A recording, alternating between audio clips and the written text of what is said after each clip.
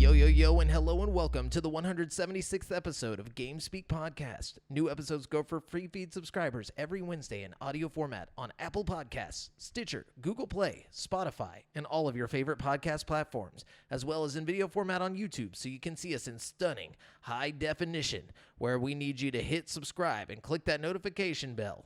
We are now streaming live every Tuesday at 7:40 p.m. CST on twitch.tv/GameSpeakPodcast. If you want to catch the show as it happens before anyone else. This show is two childhood BFFs bringing you all things video games. You can find us online at GameSpeakPodcast.com, where we need you to subscribe to our official newsletter so we can make sure you never miss an episode. Also, be sure to join the community in the Facebook group at facebook.com/group/GameSpeakPodcast to hang and talk games with other nerds like us. I'm one of your hosts, JAMAL Al-Jafra, alongside Brent Bangin' Bass. Bangin'. Bring. Bang. That bang, dude. How's that bang? Which one is that? That's This is the the one I was apple? telling you about, the candied apple, the crispy candied apple. We're not endorsed by Bang. Let me try. Wait. Hold on. Well, Do you have COVID, though? Look at the green screen. I don't have COVID, but that's Whoa, awesome. dude. That's sick. We have a green screen now. And this green bang can is like invisible except for the logo. That's it's pretty cool. Freaking awesome, dude. Yeah, I'm gonna wait till COVID's over before I taste it. Yeah, probably smart because I'll try it in 2021. Yeah. But yeah. So if you want to see something cool, go watch our Twitch live stream right now. And give us green things to put and make invisible for you. Yeah. We can do that now. Yeah, give us green tell us green objects we should put in front of it to watch it go invisible. All the green objects of your heart's desire. Wait, maybe we can get like green morph suits and just make it to where we're like floating heads for an episode. That would be kind of We fun. could do that, actually. It would be really cool. I mean, Yeah. I don't know if it'd be really cool, but we have the background as like the Zordon thing from Power Rangers, you know what I mean? or just paint our faces like paint our faces like his face, and then like put on those green morph suits so it's like our heads are just Zoron floating.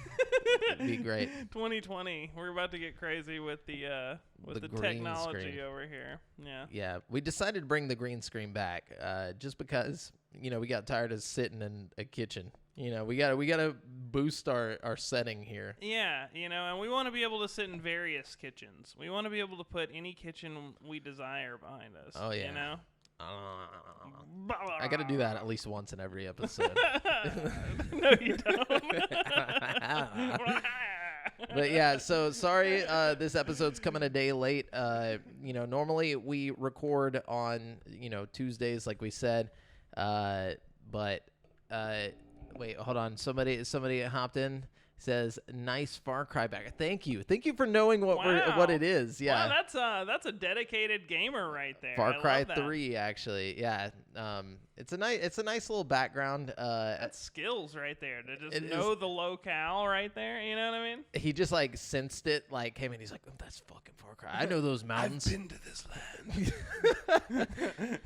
But yeah, so what you been up to this week, Brent? Besides the fact that, sorry, just wanted to apologize for the late episode. Yeah, yesterday, I work at a gym, and they like members were like calling me literally 5 minutes before we went live, and we're like, the door came off. The entire door came off. I'm just like, are you fucking kidding me? You already know somebody fucking broke that door, and they're like, all right, look. We're not going to tell anybody. Yeah, basically. Or like somebody before that couldn't get their key to work, and they kicked the door down. They just yanked it off. And then they thought about it, and they're like, fuck. And they put it back up just in the right way to where the next person that came through knocked the whole door down, Yeah, it sucked. And I called the door repair guy, and he's like, we might not be able to get somebody out there for 2 weeks. And yeah, and so he was what like, are they doing? I don't know. They're fixing doors, dude. And so me and the guy who broke it, we fixed it ourselves in literally 30 seconds. The guy was like, it's gonna be impossible for you to fix that. And I got there, and we got a wrench and moved some shit around, and the door's fucking fine. So, Oh, good. yeah, thank goodness. Well, at least there's a happy ending to that story. Yeah, You know? at least for now. Well, I all day after I got off work, I was like getting phone calls, and I'm like, oh God, this is gonna be like someone's gonna call me and tell me like they found dynamite in the bathroom or something. Like something crazy is gonna happen. But anyway, so yeah, that I'm on the final season of Lost. We're almost there. We're almost at the end. Whoa. Has your theory changed at all? It has not, because actually one of the guys is like, he's like, you just don't get it, man. He's like, we're in hell. We're dead. He's like, we've been dead this whole time. And I'm like, I knew it. But I didn't think they're in hell. They're in purgatory. Yeah, they're in purgatory because the other guy was like, you're not in hell. Now, like, is it too obvious, though, now that they're talking about it? No. You know what I mean? Because there's only like 10 episodes left. Mm. So I think that was the big, like, whoa, they're already dead, you know, but like they're not in hell. I think they're in purgatory, and I think their job in purgatory is to keep hell from, you know, getting out. Like, I don't know how to explain it. I don't want to ruin this show for everybody. Because, fuck it, dude. But we're ruining everything today, dude. That's how we're doing it. Well, not today, because I'm not done with it yet. Yeah. Once I get to the last episode, just know we're going to do a Lost spoiler cast. No, I'm just going to. I like that. We're just going to go over the whole thing. I want you to just explain Lost to me as best you can. You know what I mean? Because since I haven't seen it, like to the end. You know what I mean? Yeah, exactly. And I'll explain some kind of shit that you haven't seen. I'll explain Persona 4 I'll to you. spoil some shit for you, dude. I'll spoil something for you. We'll do a spoiler deal. You know, I'll spoil something for you if you spoil it for me. That'll be great. Anyway, so what have you done this week? Here, get a little bit more in the video here. Okay, yeah. You can like just make this come a little bit closer. It's kind of. It doesn't want to twist. You know what I mean? Here, I'll make it there a twist. twist? I'll make it twisty. It can twist. Anybody who's just now dropping into the episode is like, what? You're like reaching down in my like. Oh, I'll make it twist. I'm gonna twist it, bro. Like, give him the old dick twist. Fuck it, it's okay. I'll be okay. We'll just stretch it over here this way. Oh, look, you twisted it. It twisted. I told you I can make it twist. Damn, boy. Yeah. Yeah. No, I finished Avatar: The Last Airbender. How was that? It was good. It was good. You know, I'm not gonna sit here and like try to convince you to watch it because it was pretty much a kids show. Yeah. You know what I mean? It looks like it. But it was also entertaining. You know what I mean? So I recommend it. But you know. But when are you gonna, just man the fuck up and watch some Hunter x Hunter, dude? You know, I actually watched the first episode this week. Okay. Watch the rest of it. The first, like, you have to get past, like, the first 4 episodes. Once you get past that, it's not like, oh, dude, you have to get into, like, the second season. No, once you get past the first 4 episodes, you will never turn back. Like, really? It's just nonstop, like, holy shit. I liked the first episode. I just didn't, I was, about to go to sleep, and then I just haven't put it on since. Yeah. You know what I mean? Put it on since, dude. Okay. Turn on your sense and get into Hunter x Hunter. Okay. Like, you will thank me. I swear to you, like you'll the never art thank me style. for anything else in your life. You will thank me for this. You will call me when you're 80 and be like, I'm about to die, JAMAL. and I'll be like, wait, what? And you'll be like, but I just have to thank you one last time for making me watch Hunter x Hunter. That'll be my final words. Yeah, and then I'll die too because we'll both be like really fucking old at that point. And I'll be like, oh, I was actually dying too. Hey, let's die at the same time. Yeah. Oh, you dead yet? Oh. You die first. Well, you got to die and then spoil it for me. Tell me what it's like. But yeah, anyway, so yeah, that's basically what I'm saying. Watch Hunter x Hunter. Anyway, so what did you do this week besides Avatar: Last Airbender? Anything interesting? Not really, man. I'm a man of very little taste. very few intricacies. You know what I mean? I like that. I'm not doing much. Yeah, not doing much. I'm just hanging out, they enjoying life. Yeah, you're like the opposite of a Jeff Bezos. You know what I'm saying? Yeah. Whatever the opposite of the guy who invented Amazon. Yeah. Yeah, same here. Anyways, whatever the opposite of inventing Amazon is, that's what I do. Don't invent Amazon. Nothing. Yeah. Yeah. Well, Anyways, let's jump into the gaming news. Just so you guys know. Not a lot of it this week. Yeah. We have some interesting stuff because we have to talk about the Xbox showcase. Oh, yeah. Yeah. You're bringing that, so I hope that surprise. Well, aside from that, there's not. Yeah. A lot Okay. Of it. Just so you guys know, we are using articles from gaming news sites from around the web, and we do not claim any of the articles as our own. We are simply giving commentary and our thoughts on these news articles. Yeah. Anyway, except this Xbox event. This is just me telling you what happened at the Xbox event. All right, Brent, take us into the Xbox Series X showcase. Okay.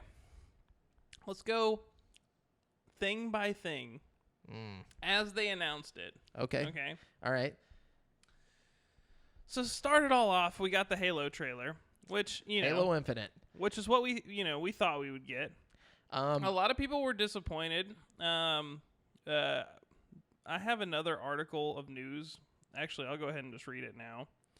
Or I won't read the whole thing now. Actually, I'll just tell you what it was about. Summarize it. So basically, the Xbox guy was like, hey, go on YouTube and watch the 4K 60 frame per second version of that trailer. Yeah. And tell me it doesn't look better. I did that, and it does look a lot better. It does look a lot better, but at the same time, I feel like the art style, the direction is not right. It looks like Halo. It looks like Halo Reach or whatever. I mean, I'm not like I don't hate it. I don't hate it as much as everybody else seems to hate it. But at the same time, I'm not like super hyped. It kind of feels like Gears 5, like just kind of like more of the same. I don't know. No. See, I disagree. I think this is more of the same in a good way, unlike, unlike Gears 5. Yeah, and I feel like it doesn't look anywhere near as pretty as Gears 5 looked. But the reason why, I mean, like, you could tell the lighting and stuff. You could tell it's using like ray tracing or something. Like it looks good, but the problem for me is the art's direction, the style. It almost looks Fortnite-y. Like it has like a cartoony, comic booky look to it. It looks a lot like Halo 3, but I think Halo 3 had to do that because of the limitations of the hardware at the time. You know what I mean? I think they're trying to look like Halo 3, but it's like kind of making it look like crap. Where are you getting the Halo 3 thing from? Because for me, it looks like Halo 3 went for realism. This one looks like they're purposefully going away from realism and trying to look like a cartoon. Like, just the way that the guy's face, the pilot, like, it doesn't look like they were trying to make him look real. They were like, okay, let's just make him look like he's a comic book character. You know what I'm saying? I don't know. Like, almost like he's about to do a Fortnite dance. I mean, he does look like he's, like, made of plastic, but he does kind of look real at the same time. I don't know. It's weird. Yeah. It's like it's more of a color thing than like a. Also the colors, yeah, the it's colors like super were saturated, like looking. I don't know. Yeah. It's weird. And then but also in that fucking initial trailer, like, okay, so it starts out with like the CG trailer where it's like showing the like hyper realistic looking people doing the shit, and then it cuts to the in-game like footage, and it's like you're saying, it kind of looks like Fortnite. You know what I mean? Yeah. It's like, is it gonna be like a mix of the two? I think the whole thing looked Fortnite-y in my opinion. But I mean, it was just like a 4K 60 frames per second Fortnite.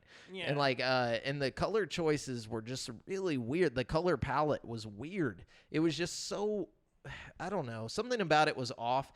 The grapple shot or whatever they're calling the hook shot looked interesting. But I mean, at the same time, it's like, okay, that's not interesting enough for me. Like, it's not something that's like, oh shit, this is changing the game. They kept the sprint in the game, which is probably an issue in my opinion. Like, I want to go, like, the Halo just shouldn't have sprint. Like, I'm on that team. I'm on team no sprint for Halo. What's the point of the fucking vehicles if you can sprint? You know what I'm saying? Agreed. Like, just fucking get rid of that. What's the point of the grapple shot if you can sprint? You should, you should just be able to go at the normal Halo speed. The bullets should be slow, just like Halo always has been, where you can kind of see where they're coming from and stuff like that. And then it's all about the experimentation. It's all about the fun in Halo. You do see a little bit of the slow bullet thing with Halo Infinite.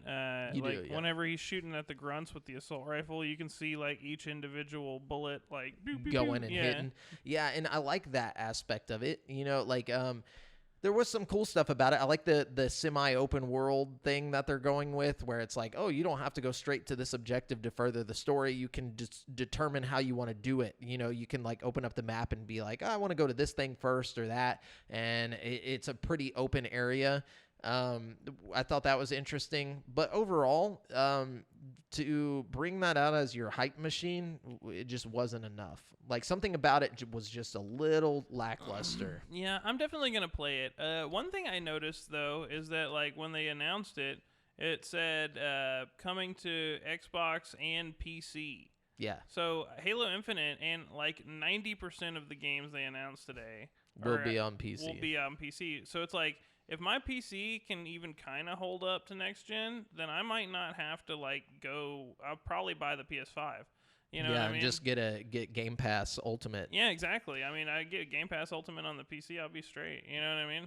That was a major. Well, we'll get into that. Our overall thoughts on everything. Yeah, but on the whole. Yeah. What was next after Halo Infinite? So after Halo Infinite, we got State of Decay 3, which is something I called on the. You did call that. show. That's a point for Brent. That's a point. I got like 0 points. No, I think you got one. We'll talk about it in a second. Yeah, but like yeah, I mean, State of Decay, it was just a CG trailer, no gameplay, no nothing. No, yeah. But if you know the previous State of Decay games, then you can probably get a pretty good idea of what to expect from this. I'm sure it'll be pretty good. Yeah, you know? definitely. The last two games were pretty good. They're worth a little bit of time. Yeah. You know, a good time sink. The beauty of all of this is that it's all coming to Game Pass, so you don't have to pay for any of it. Yeah, you know, you don't have to commit to it. Yeah, you don't even have to have a freaking Xbox Series X. You can just play it on your Xbox One. Yeah, or your computer. Or your computer. Okay, cool. Oh, and then after State of Decay 3, they announced that all the games that they were announcing that day are coming to Game Pass. So everything they're talking about will be on Game Pass. They then announced a new Forza Motorsport game. Yeah. They didn't really go into much detail. They showed some really sweet CG stuff like you would expect for Forza. Yeah. You know. Then we got the rare game Everwild got a trailer. I think that's a point for JAMAL, right? That was 1 point. Yeah. But it was also lackluster that it still showed nothing about the fucking game. No. Like, what? There's witches. They're reviving some kind of deer who looks like it's dead. It's like a flower deer. Some kind of game where you're in the woods doing witch stuff. Witchy shit. Like, shit. Honestly, I feel like they were like, oh, dude, Tumblr's dope. Let's make Tumblr into a game. Right. They were like, all right, we got to get some witchy shit in here, the goddesses, and we're going to fucking get with nature. Yeah. And like literally the lady came out was just like, we're just taking it to nature. You know what I'm saying? I'm like, what the fuck are you talking about? Like, please explain to me what this game. Like, I feel like this game has some kind of like crazy witch shit like that they're trying to like hide in the game. You know I don't know. What I mean? I think it's honestly going to be similar to Sea of Thieves. You're going to get like halfway through the game and it's going to be like, Hail Satan. It just turns into Midsummer or something. No. That's what I'm thinking, dude. No, I think they said it was a multiplayer experience. So what I'm thinking is that it's going to be a lot like Sea of Thieves, but just based around like witchy shit. And that'd be kind of cool. It kind of has like Journey vibes to me. Yeah, definitely. You know what I mean? Another cel-shaded art, like cartoony artistic game. But anyways. Okay, and then they talked about that Don't Nod game coming out. I almost fucking fell asleep. Tell me why? Yeah. Yeah, I was like, really? This is what y'all are gonna fucking show us? I'm actually hyped about this one. You know, I don't know why. I love the Life is Strange game, so I have high hopes for those guys. I enjoy it too, but it's not something that I want to see at a first-party showcase. Even though it is first-party, it's just unfortunate that happens to be one of them. I think that there's a select group of people, myself included, that really appeals to. You know what I mean? Oh, I'm sure. I'm definitely drawn to the allure of that on Game Pass. You know what I mean? I'll buy a month of Game Pass just to play that. Yeah, you know? Yeah, for sure. But they're doing it by episode too, so that's going to be another way to keep you coming back to Game Pass. But that's another thing that if you have a Game Pass subscription would be less annoying. Like, you don't have to buy games, all the episodes. I mean? Yeah, for sure. Okay. Let's see. Oh, and then they announced a special edition of Ori and the Will of Wisps that will work at 4K and 120 frames per second. Which, I don't give a fuck. Yeah, I mean, who cares? You know, I mean, 4K, yeah, sure, that's cool. Yeah, but who gives a shit if Ori and the Will of Wisps is going at 120 frames? Like, he's like, it makes the animation smoother. It's like, yeah, but if you've already beat that game, you're not going to go back in and play a 2D fucking action adventure game again. Yeah. Like, it's just, I don't know. And to be real, you're not going to notice that much of a difference in Ori and the Will of Wisps between 60 frames per second and they showed like a side-by-side, like, of the normal one with the 120, and like, I was like, okay. Like, it looks a little prettier. Well, that's also another issue is, like, you're never going to, like, unless you have a TV that can render the shit in 120 hertz, it's not going to matter. You know what I mean? Like, yeah, good luck finding that shit. Yeah. You know? Anyways, and then they announced the Outer Worlds DLC, which isn't technically a point for me because I said it would be exclusive. But... Also, I did say they would drop some DLC, which is kind of exciting. So you get a half point for that. A half point. Yeah. But my thing about this is that why was this shown at your first party showcase? Yeah, for real. What the fuck? It was because one of their first party studios, Obsidian, showed like 3 things in a row, and that was that one is of true. the 3 but they things. didn't need to show that. No, that was absolutely unnecessary. But they also probably like let them show whatever they want. They were like, "Hey, y'all can show off whatever you want." I bet that's just my theory. You know what I mean? Yeah, for sure. I'm betting they were like, just bring what you got and show it off, because like this is their chance to show it off with a bunch of eyes watching. Yeah, you know what I mean? What else did they show? So then they showed off Grounded. Yeah, which looks tight. It looks tight, and it's out on Steam right now in early access, I think, and you can actually try it. Yeah, a lot of people are saying great things about it. Yeah, I like the little trailer they showed too. It was pretty funny. It was like, if you're looking for the biggest game out there this at this holiday, it's like Cyberpunk 2077, and I was like, damn, that's tight. I love that shit. Yeah, it looks fun. But the one they showed after that is probably the thing that I'm most hyped about from the whole show. Yeah. They have a new RPG coming out called Avowed, and it looks like a Skyrim ripoff. That's what it's supposed to be, is like their answer to Skyrim. I love that, dude, because if Outer Worlds is their answer to Fallout, then fuck yeah, dude, bring it on. Give me some fucking Obsidian fucking Skyrim. Well, now, and they should also have that AAA money behind them, because of Xbox. I also read online that this game, they didn't publicize this, but it's set in the same universe as the Pillars of Eternity series. Wait a minute. Then I get a point for that shit. You get a point. You do. I get a fucking point for that. And what? Apparently this game is going to have all that lore and shit backing it. You know what I mean? That's exactly what I said was going to happen. And that was out my dome, bro. Yeah. That was out my brain. Yeah. I feel good about that. I'm telling you, dude. 2 points here. That shit looks dope, dude. I didn't think that the Pillars of Eternity game is the one that I would be so hyped about. Of course, it's not being marketed like that. No, not at all. They didn't say anything about it, being part of Pillars of Eternity. I only know that because I saw an interview, and like they were talking about the world that they were like, this is set in Erangel or whatever, and they're like, oh, that's the Pillars of Eternity world, and that's the same people who did Pillars of Eternity, blah, blah, blah. Nice. Yeah, that's cool. So, yeah. But they didn't show anything at all about anything with that game. It was just like an arrow flying through the air or whatever, if I remember right. Some guy dropping, and like you see the hand does a magic, and then the hand does a sword. Yeah, it was like Skyrim shit, and then it shut off. They actually had a narrator say that, just so you knew. Skyrim type movements. Yeah, I'm hyped about that though. Yeah. And then there's like this weird moving picture game called As Dusk Falls. Yeah. Probably the least exciting looking game. Another game where I was like, is this for real? Are we for real right now? It's literally just pictures, just like with words. Like, I was waiting for something to happen. I was like, okay, they're gonna move around and it's gonna be really cool looking. The picture will blink every now and then. Yeah. They were like, we're gonna pay these guys like $10 to make a game, bro. And they were like, all right. Hell no. Yeah, that shit. This is the worst of show for sure. Yeah, I bet they were even like, "Why'd y'all make us do this, dude? For real? Why is our game on here?" So then we got the Hellblade 2 behind the scenes video.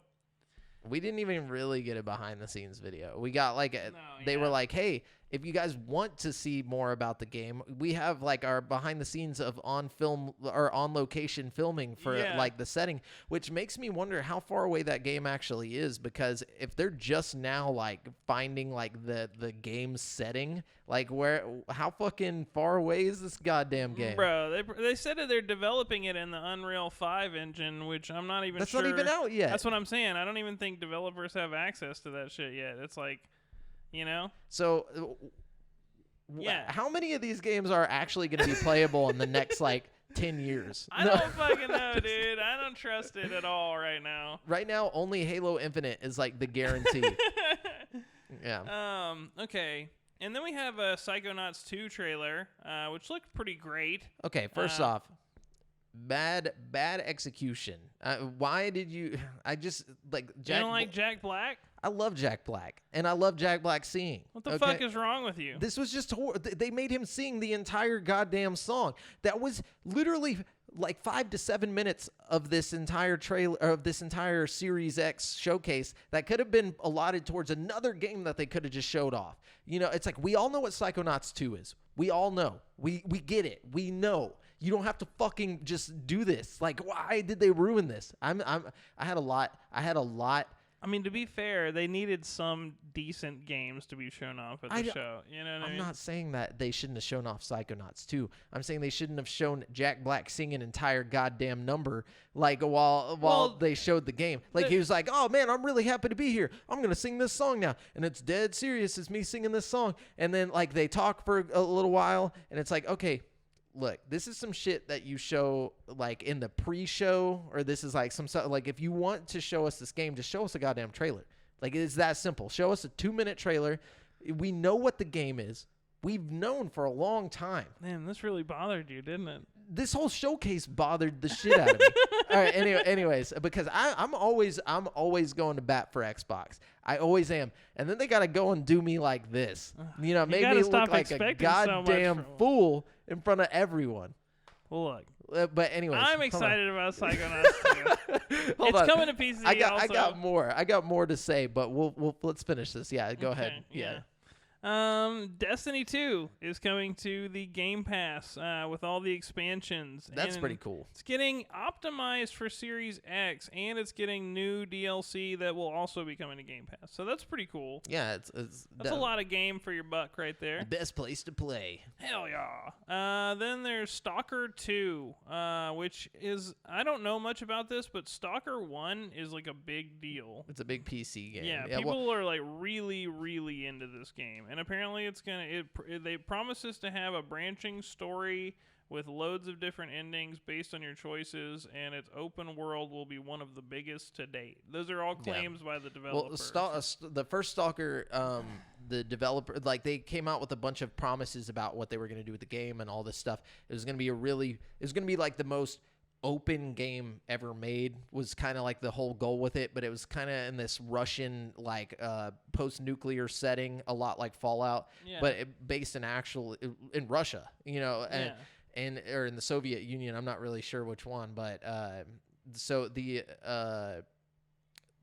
ended up breaking off. Like the team broke in half, and one part of the teams kept working on Stalker, and the team that left made the light. What's the game called? The Dying Light? No, or not Light. Metro. Last Light. So they made the Metro games, and so that's why they look so similar, like in setting and stuff like that. Like, interesting. Yeah, Metro was more like, okay, we're just gonna focus on a linear like idea of what we were working on, and then they were like, no, we want to make this like open narrative, like crazy thing, and that's what Stalker 1 is, and that's why it's like really popular. I'm gonna have to check that out. Yeah, but either way, Stalker 2 has got a lot of underground buzz around it, you know, and the trailer looks dark and kind of brooding. I don't know, interesting stuff for sure. Definitely. Then we got Warhammer 40K Dark Tide, which it sounds like just another stupid Warhammer game, but it looks pretty fucking cool, dude. But like, don't they put out these Warhammer 40K games like once a month? Like, There's confused. a lot of them, but they're all different. Like, Vermintide is, like, all medieval, and, like, you're fighting with axes and shit, and then this one is, like, in space, and there's aliens. I don't know. I don't really know shit about the series, but this one looks cool. It kind of has, like, a GTFO vibe, you know what I mean? Like, yeah, I was getting, like, Left 4 Dead type vibes from it. Yeah, Left 4 Dead vibes for sure. Then they announced the launch exclusive Tetris Effect Connected. So it's basically Tetris Effect and Tetris 99 mixed together. I don't have anything to say about this. Then we got the Gunk. Yeah, what the fuck, dude? So it's basically like it reminded me of Blinks the Time Cat. It really did. You know what I mean? That's what it reminded me of. But way less interesting. Yeah. Like, it was like the most generic, like, mind-numbing shit I've ever seen. Like, I was just like, okay, what is the gameplay here? What is the fucking gameplay? Gen, that's for sure. No, it looked like an original Xbox game, but without gameplay. Like, it was just like her walking around vacuuming up shit. I was like, okay, like, I'll just play fucking Luigi's Mansion. Yeah, it kind of has Luigi's Mansion vibes too. Okay. So then we got Bloober Team's launch exclusive, The Medium, which is, by the way, the only game that was announced today that showed any gameplay. Well, not only that, but that is being specifically designed for the Series X and not just the Series X and the Xbox One. Like, yeah. It's like the only one fully taking advantage of the Series X's power. You know what I mean? Yeah. At least as far as I'm aware. You know what I mean? Yeah. It's supposed to, I trust Bloober Team to make something good. This one's a third-person game, it looks like. Yeah. I played a little bit of that Layers of Fear VR earlier. That shit was fucking fun. I like Bloober Team. You know, I really like their Blair Witch game. It was so good. Yes, dude, that was a good game. Yeah, I'm excited for that one. I'm excited. And I feel like they're getting better every time they drop something like Layers of Fear 2, Blair Witch. You can see like the progress they make every time they put something out. You know what I mean? Yeah, this one definitely has like some obvious Silent Hill influence. You know, like the between two worlds type situation happening. And you know, I read somewhere that this game was originally going to come out on original Xbox, no, 360 or 360. Yeah, but they had to scrap it because of the hardware limitations. Yeah. That's pretty crazy. They even sent out like a press thing to people being like, "Are you ready for the Medium?" Yeah. Okay, and then we talked about Phantasy Star Online. To whatever the fuck it was called. Yeah, I don't know. It's just like a update. Like I don't really understand. I just know we're getting some Phantasy Star Online, I guess. And then they talked about Crossfire X, which is Remedy's new game. This is only interesting because of Remedy's repertoire. You know, they are responsible for Control, right, and a bunch of other Control, stuff. Max Payne. You know, they've got a pretty good list of games that they've done recently, and you know, it could be good.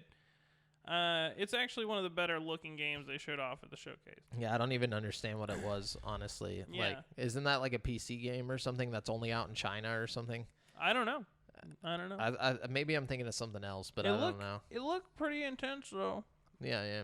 And then they announced Fable, but they didn't really show anything, which leads me to believe that they don't really have anything. No, which makes me think it's just a fucking pipe dream, and we're never gonna actually get Fable. Though we do have to talk about. I have like a little side note to the Fable situation, which yeah, note it up to me because I need to know about this. Yeah, so the note that I put on, where the hell did I put that note? Hold on one second, because this is important.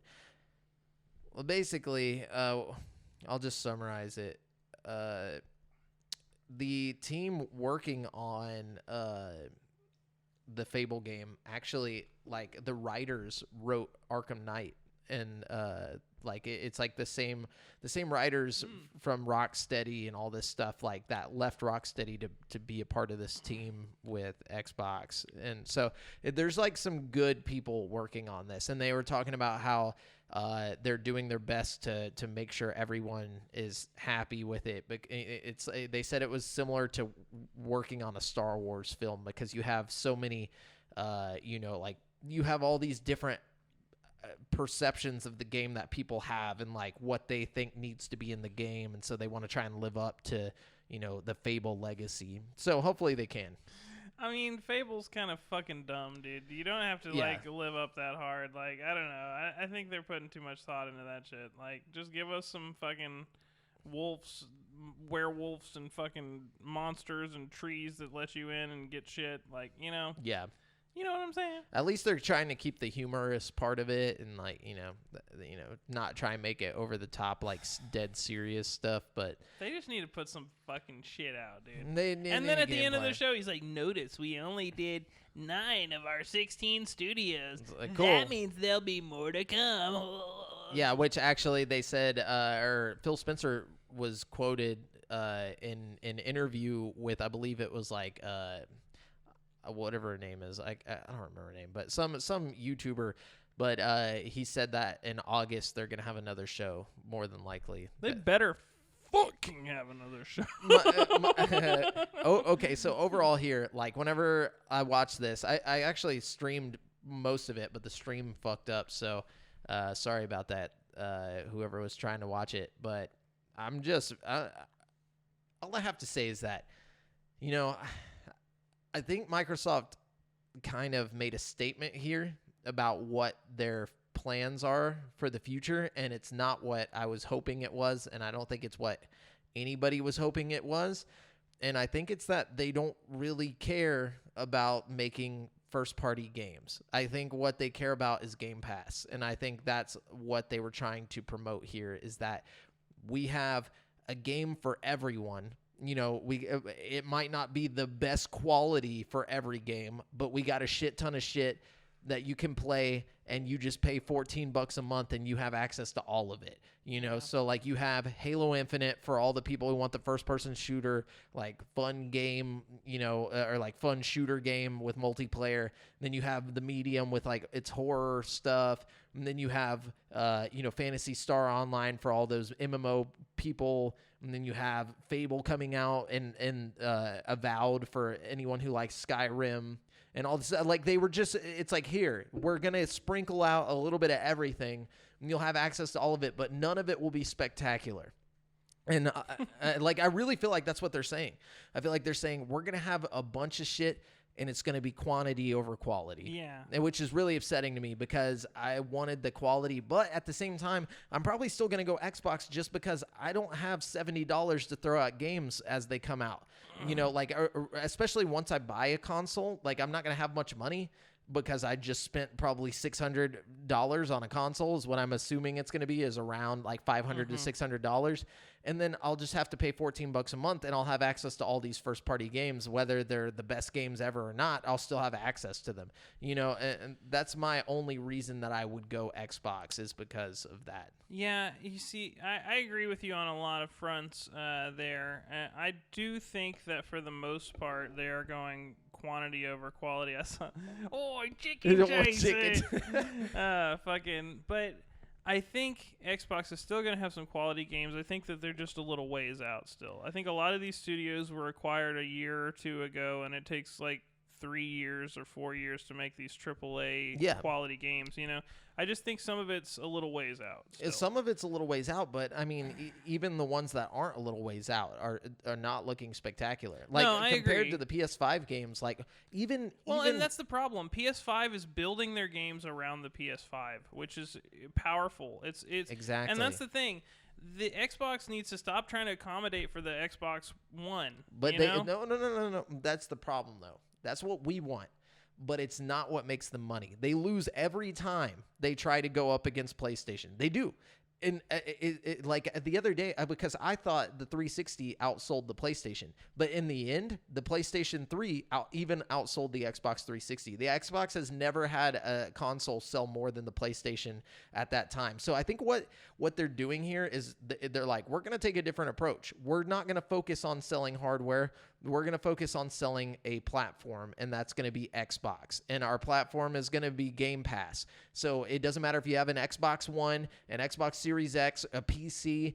We want you to play it in as many places as possible, is what they're trying to say. Well, I love that. I like that I'm able to play all these games on my PC, you know? Yeah. And I like that they're saying, okay, if you can't afford a fucking $1,500 PC, here's the same thing for $500 in the new Xbox Series X. And if you can't do that, just keep your Xbox One, and you can still play there. But see, I don't like that. I don't like that either, but that's what it is. But see, that shouldn't be what it is. And PlayStation's right about that. 150%. We have all these studios, but we're building games that are basically working for last generation. That's not acceptable. We need to advance the technology. We need to build games that are only working on Series X, like the Medium. You know what I mean? Like, I think that's just not going to happen, dude. I think it should be, and I think PlayStation's going to win way harder this year because that's what they're doing. You know what I mean? Like, they're going to win way harder this year whenever it comes to console sales, but Xbox is still. So I looked up that PlayStation now has 2 million subscribers. Right. Xbox Game Pass has 10 million subscribers. Well, Game Pass is better. That's what I'm saying, is that's their focus right now. And that's what their focus for the long run is. I think they're like, plus they have xCloud coming to Game Pass starting in September, I believe, is when they said it's going to happen. Yeah, that's going to kill Stadia. Yeah, in its tracks. Instantly. It's going to be like a shot to the back of the head. Stadia's just sitting there on death row right now, just waiting, counting the days. They're like, maybe it won't happen. Maybe I'll have a chance to survive. No, but I think that's what they're trying to do here is be like, look, we're not focused on making the best, high quality next gen games. What we're focused on is making fun games for everyone, which it's like, whether you like it or not, I feel like that's where they're going. And I don't like it. I personally don't like it. I wanted to see Halo Infinite be this fucking magnificent God of War take on Halo, like God of War 2018 or whatever take on Halo, but it's not going to happen. And it's just not going to be it's not what they care about. But see, my problem is they could do that. They could do both. They have so many studios right now that they could effectively be the fun guys that don't, that work with all systems, and the guys that push the envelope as far as next gen.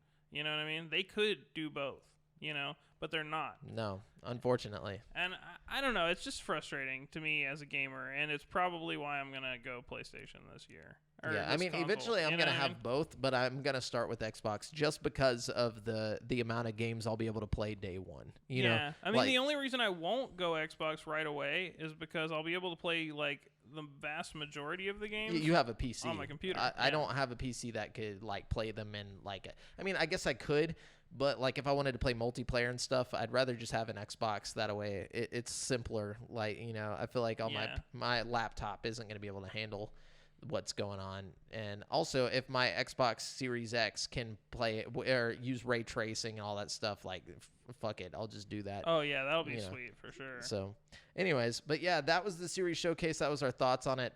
It looks like who won the points? I don't know. It depends on if you give me a half a point for the Hellblade thing. I give you a half a point for that. Okay, so then I had 2 points and you had 2 points, so I think it's a tie. Okay, I like that. Unfortunately, most of the stuff that I dreamed about didn't happen.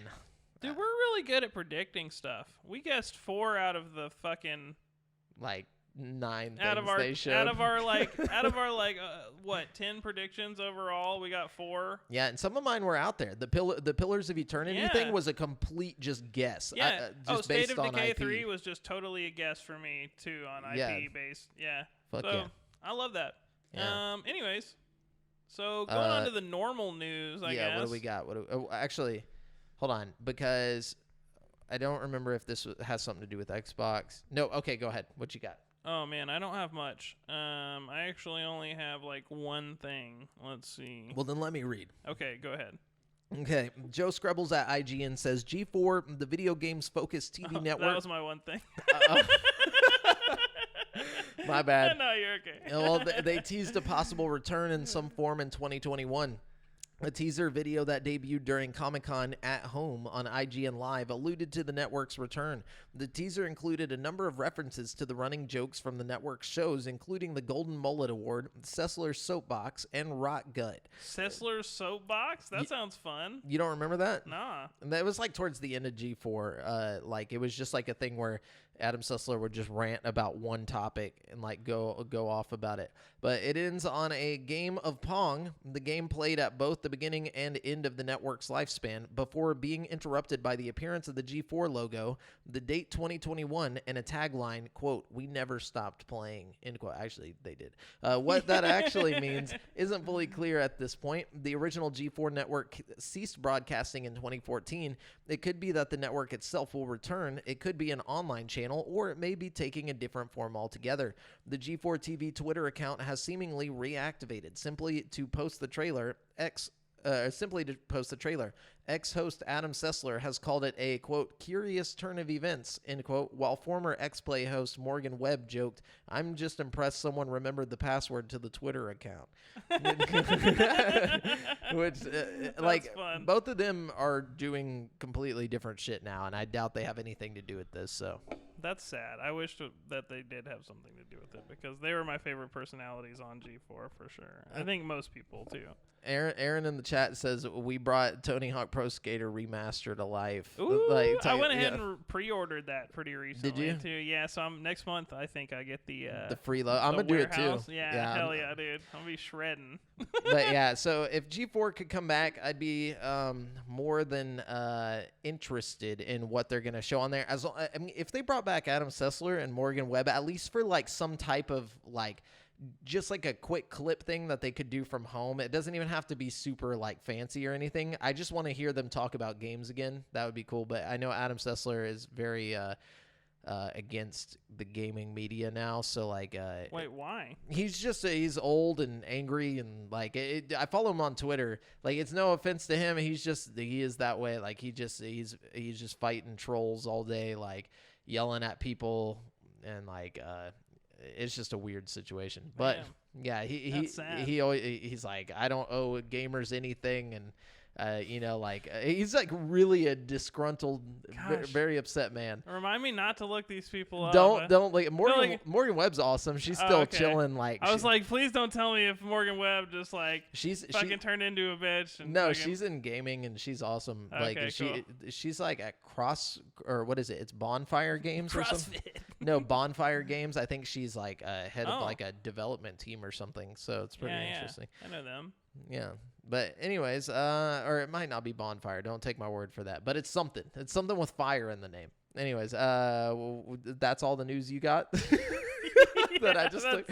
That's it. I looked hard. Nothing was really grabbing at me. I don't know, you know? Well, anyway, Cooch at GameSpot says, after finding big success with its partnership with Obsidian for the Outer Worlds, Take-Two's indie game label Private Division has announced which developers it's partnering with next. Oh. Private Division has signed new publishing deals with Ori and the Blind Forest developer Moon Studios, the Australian studio League of Geeks, which makes the hit digital board game Armello, and Ollie Ollie Studio Roll 7. And Ollie Ollie Studio Roll 7. Oh no. Yeah, so that's who they're teaming up with. I guess. I'm so sick of fucking Ori and his fucking forests and him being blind and shit. Dude, get some eyes, bro. He needs to get on out of here. I thought Ori and the Blind Forest was like. I thought that team was owned by Xbox. Maybe it's just the game was exclusive to Xbox. I think, yeah. Not the team. Anyway, so Video Games Chronicle has divided deep into the current team. Oh, this is that part that I was talking about for Playground Games or whatever. The game's narrative director is Martin Lancaster, who was the lead scriptwriter for Arkham Knight. Craig Owens, also a former scriptwriter for Batman developer Rocksteady, has joined Playground as well. The cinematic director Mark Tan is also a veteran of Rocksteady. Other members of the Fable team include Will Kennedy from GTA 5 as chief designer, Juan Fernandez de Simon from Hellblade as principal game designer, and Adam Olson from The Division 2 as the lead environmental artist. Are these people just now joining the team? No, they were just announcing like, yo, this is who Playground is. Oh, okay. I was about to say, like, damn, they really haven't got started on this shit. They probably haven't though, for real. But also, I hope it's good, dude. I saw this was some interesting news. There was a massive Nintendo leak from like their Super Nintendo era and their N64 era. It was like a leak of data from the games, and cool. It was called the Giga Leak. And the Giga Leak is made up of multiple drops of information stemming primarily from 2 posts on 4chan. The posts each contained gigabytes worth of files and documentation from internal Nintendo projects. The first set of files contained data primarily from SNES era projects, and the second set included information from N64 projects. The leaks include, among a lot of other elements, source code for games like The Legend of Zelda, Ocarina of Time, Super Mario 64, and more, as well as entirely unknown games and canceled projects. So just so you're aware of what this leak was. And coming from this leak, apparently... this is from Ty Galees Rowe at GameSpot. He says, when Mario, our favorite mushroom masher plumber, made his way to 3D in Super Mario 64, he infamously did it without his loyal brother Luigi. The green-clad sidekick never made it to the game. Despite accompanying his brother through adventures since 1983, his absence and ways to make him appear in-game have become somewhat of an urban legend. But after the recent Nintendo leak, it seems our missing Mario brother has been found after all. 25 years later, fans have pulled apart development files for Luigi's models that were part of the leak and are now showcasing them eagerly online. Uncovering Luigi's hidden model isn't entirely unexpected. In an interview originally featured in the official strategy guide, Shigeru Miyamoto confirmed that Mario's brother was meant to be featured, but ultimately had to be scrapped due to memory issues. This interview also reveals that Yoshi was almost removed from the game as well when an event centered on him didn't come out the way the team wanted to, but in an effort to not waste the model, he was kept in for the ending. Oh, that's fun. Yeah. But that's interesting because, I mean, people have always been searching for Luigi in the game, like that like tomb, the L is real thing and all that stuff. So it's pretty cool to see that. L really was real. Yeah. And one other really cool thing from this leak was one of the more peculiar finds is a Pokemon MMO that never saw the light of day. Oh, I heard about that. Yeah. The idea of a Pokemon MMO isn't what makes this canceled project interesting. Instead, it's the fact that it was being developed for the Game Boy Advance with online features offloaded onto a version you would hook up to a PC to play. The game would have been based off Pokemon Fire Red and Leaf Green, with online elements borrowing from Pokemon Coliseum. It was in development at Chinese studio IQ, which has since closed their doors. The game was slated to launch initially in 2005 and eventually grow into its online component by 2006, but for unknown reasons, Nintendo decided to pull the plug on it. That's pretty interesting. Yeah, that sounds cool. That's like some history that That's before its time right there. Oh, yeah. That's like an alternate timeline that it actually happened, and then COVID never happened. You know, like Pokemon Go never happened. Yeah, we're just in the timeline where the Pokemon Game Boy Advance MMO wasn't made. So, that's why we have COVID-19 and just the life that we live today. That's exactly why. Yeah, this is very upsetting. Anyways, and then we also have from Aaron Garst at GameSpot, Cuphead, the fight against the Devil side-scroller that made waves in 2017 is finally launching on PS4 today. Studio MDHR announced the news in an interview during the Summer Games Fest. Cuphead will be available on the PlayStation Store for $20, which is... That's good news for all the PlayStation folks out there that didn't get to play it, you know? No. This is I don't give a fuck about that. I'm actually very upset. This was one of my predictions was that Xbox was going to announce that they purchased Studio MDHR, and nope. It's the exact opposite. I think at this point they realize they're not going to be exclusively purchased by them, so they were like, fuck it. I feel like Tesla is more likely to purchase Studio MDHR, dude. That would be tight. That would be tight. So this is some interesting news for the Series X, even though it was denied to be true. But if it is true, I don't see why it would only come to Series X, but we'll see. But so apparently Blizzard has confirmed that it has no plans to bring World of Warcraft to console, following renewed speculation that it might be happening. A rating for WoW's upcoming... Oh, dang it. Hold on. Sorry, guys. I hate my phone. I'm like an old man. I pressed a button and it's just like... Okay, so... A rating for WoW's upcoming Shadowlands expansion in Brazil listed it for Xbox Series X, but a spokesperson for Blizzard said this was an error. Quote, "We currently have no plans to bring World of Warcraft or Shadowlands to Xbox Series X," a spokesperson told Polygon. The platform was listed on the Brazil Ministry of Justice rating website in error, and the entry has since been updated to reflect that the game is coming only to PC. Before this, data miners found references to controller support in Shadowlands code, leading some to believe a console port was coming. Blizzard is adding controller support for Shadowlands, but it is meant to help people with limited mobility play the game. Asked if this controller support was a first step toward releasing WoW on console, game director Ion Hazakostas told GameSpot, "No, this is not that," which is kind of weird. I wonder why they are refraining from bringing such an easy transferable game to like next gen consoles. I mean, I just feel like it seems like they would make a lot of money. I don't see why they wouldn't. Exactly. If DC Universe Online can do it, I don't see why WoW couldn't. Totally. But same with like the Old Republic. Like I don't know why MMOs aren't more popular on console. Yeah. There's like Elder Scrolls Online, which seems to be doing pretty good. Stuff like that. I don't know. Yeah, I really don't understand. But then Adele Ankers at IGN says, Netflix has made a low 7-figure deal to acquire the screen rights to Matt Query's short horror story called My Wife and I Bought a Ranch, which was posted across 6 installments on Reddit.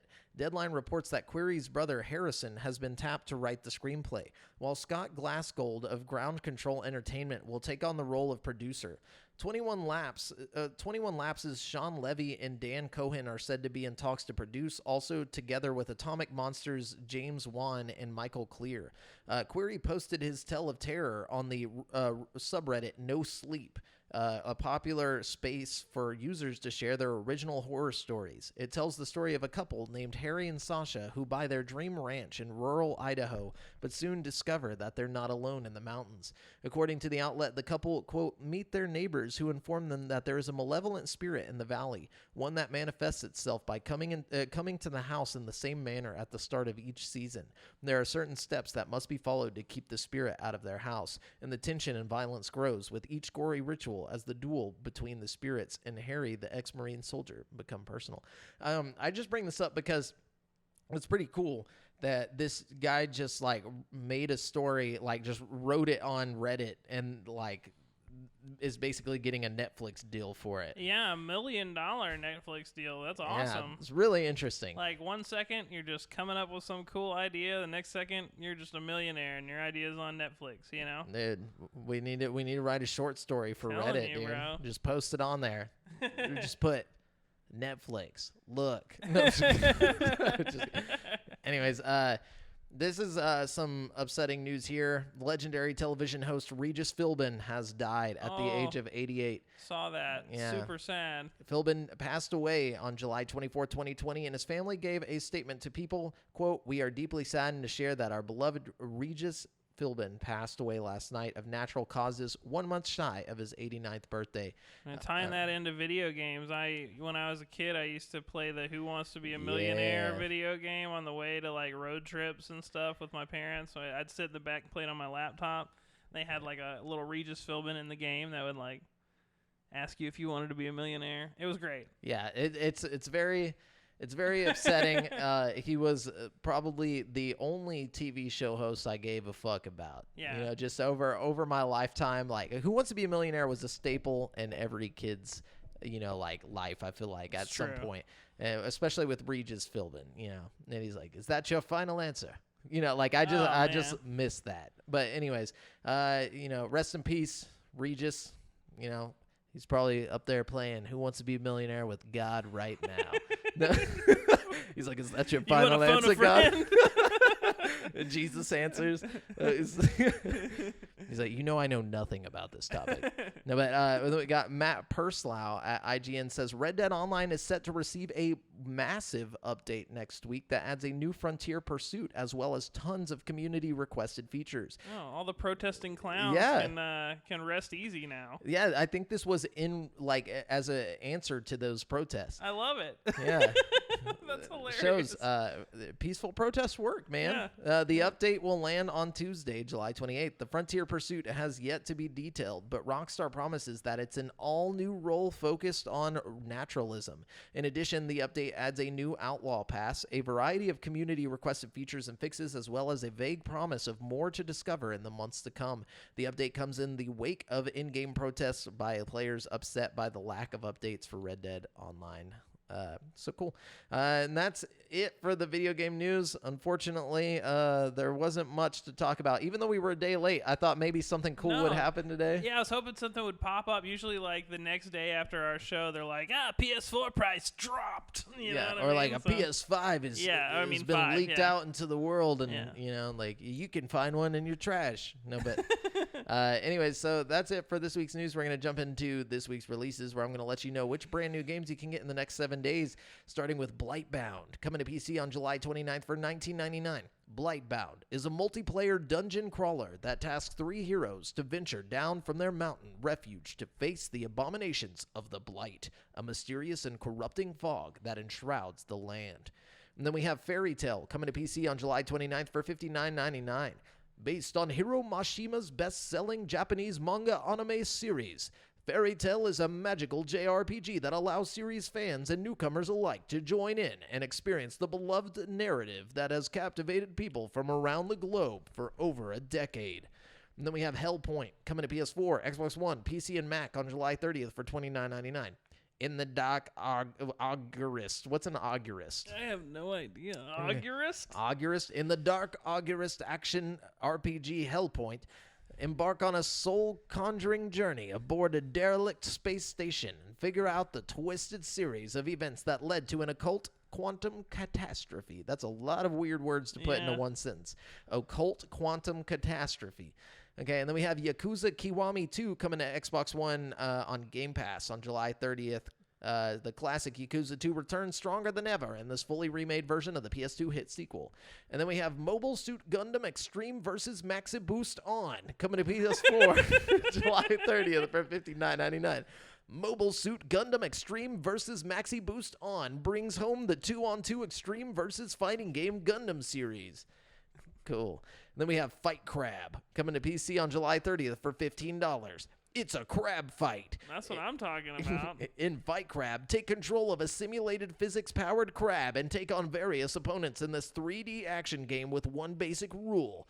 Flip your enemy over to win. Okay. All right. And then we have the Universum. Coming to PC August 1st for $29.99. With the powers of a god, you are unleashed upon the universe to begin forging your galactic empire in the stars. From dust to the cosmos beyond, your civilization will rise through the ages under your guidance. And then we have Relicta coming to Xbox One, PS4, PC, and Stadia. August 4th, couldn't find a price. Relicta is a first-person physics-based puzzle game where you need to creatively combine magnetism and gravity in order to unravel the secrets of Chandra Base. And then we have Scully coming to Switch, PS4, Xbox One, PC, August 4th for $29.99. Explore a lush remote island amidst a devastating conflict in Scully. Hop, skip, and roll through this diverse island habitat teeming with obstacles and puzzles. And then finally, we have Fall Guys, Ultimate Knockout, coming to PS4 August 4th for $19.99. Fall Guys, Ultimate Knockout, flings hordes of contestants together online in a mad dash through rounds of escalating chaos until a single victor remains. Yeah, all those great games coming out this week. So many amazing games. Spectacular games, dude. Cream of the crop. Creme de la creme. Creme de la creme. Creme de la creme. Creme de la creme. Yeah, we got all that happening. But yeah, so that's it for this week's releases. Brent, did you get the PS4 games? Yeah, pretty quick, I bet. Let's see. Yeah, I didn't find. They didn't have the Xbox ones? I don't know. I checked yesterday and it wasn't there. I should have checked today, but I'm going to check it right now. So Xbox games with gold have been announced. Yep. Okay, so you can, on August 1st, get Portal Knights. And then on August 16th, you'll get Override Mech City Brawl. And then, let's see. Ooh, no, that doesn't sound fun. But from August 1st to the 15th, you can get MX Unleashed. And then August 16th to the 31st, you can get Red Faction 2. So nothing that great. Okay, we're getting Call of Duty Modern Warfare 2 campaign remastered on PlayStation, and Fall Guys Ultimate Knockout, the game we were just talking about. Yeah, we were just talking about that shit. Yeah, so there you go. Cool. All right, well, that's it for that. We're going to jump on no Russian on some folks. You know what I mean? Yeah, or you could skip that part. If you have a conscience. You could opt out like a good person.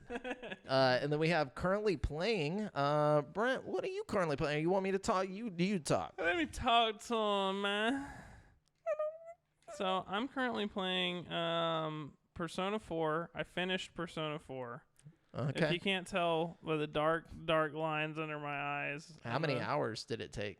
Well, it depends on if you're talking about my bad playthrough or my good playthrough. Wait, you played through it twice? Well, I reloaded my save from the bad. So, okay, I'm just going to fucking talk about it for a second, okay? Yeah. Can I just break it down for you? Break it down for me. So I had 2 endings. My first clear time was 55 hours, and my second clear time was 69 hours, okay? The game is great, okay? But there's apparently, I didn't know this, but apparently there's like 7 different endings to Persona 4. Wait, hold on. How many hours was the first one again? Like 115 or something like that. And then the second was 69? Yeah. So you put 200 hours into this game? Almost? Well, no, it's different games. It's the same fucking game. What are you talking about? Are you talking about... No. In this game... Persona 4. Yeah. I've only played for about 69 hours. Oh, so okay. I thought you meant like... So, like, okay, I played like 55 hours, right? Yeah, and then, like, I had a feeling something bad was going to happen, so I made an extra save, like... Oh, okay, okay. And, like, sure enough, I fucking did the wrong thing, and it, like, ended the game, like, 20 hours early. You know what I mean? Oh, no. And fucking... So I went back and I reloaded that save, and I did the right thing, and then I proceeded. But then I went online, and apparently there's, like, way more shit I could have done that would have got different endings. But I feel pretty good about the ending that I got in the long run. I don't know, man. It's such a good game. It's such a good game. Still not better than 5? No, but it's close. It's damn close. The thing about 5, I think 5 has more stuff to do, you know? Like, I got to a point where I had my character, like, almost maxed out, like, as far as, like, his social, like, links. Because, like, during the day, during the game, most of the time you're, like, going and trying to meet up with friends and, like, advance your social links with them so they can be more powerful in the dungeons and shit. Yeah, yeah. And, like, I got to a point where I was, like, already best friends with all the people, and then, like, it was kind of just, like, I don't know. I didn't have anything to do, almost. You know what I mean? Like, so I feel like 5 had, like, a better management thing going on. I don't know. But 5 just felt a little more fleshed out. But the story was way better in 4, in my opinion. Just because the story in 4 keeps you guessing. Like, you don't know, and you kind of know, and then you actually have to, like, solve the case. Like, it gets to a point where, like, you have to, like, figure it out yourself, and if you don't, then it's just, like, I don't know. But it's so good, and, like, in 4, your character's a fucking pimp. Like, everybody, like, is really into your fucking character for some reason. Like, in 5, it's more realistic. Like, there's, like, 1 or 2 characters that are, like, kind of into you. In 4, it feels like even the dudes are, like, on your dick. Like, it doesn't even make sense. Like, fucking everybody's just, like, obsessed with you. Like, I don't know. It's such a good game, man. Like, you gotta play it, dude. You know? Yeah.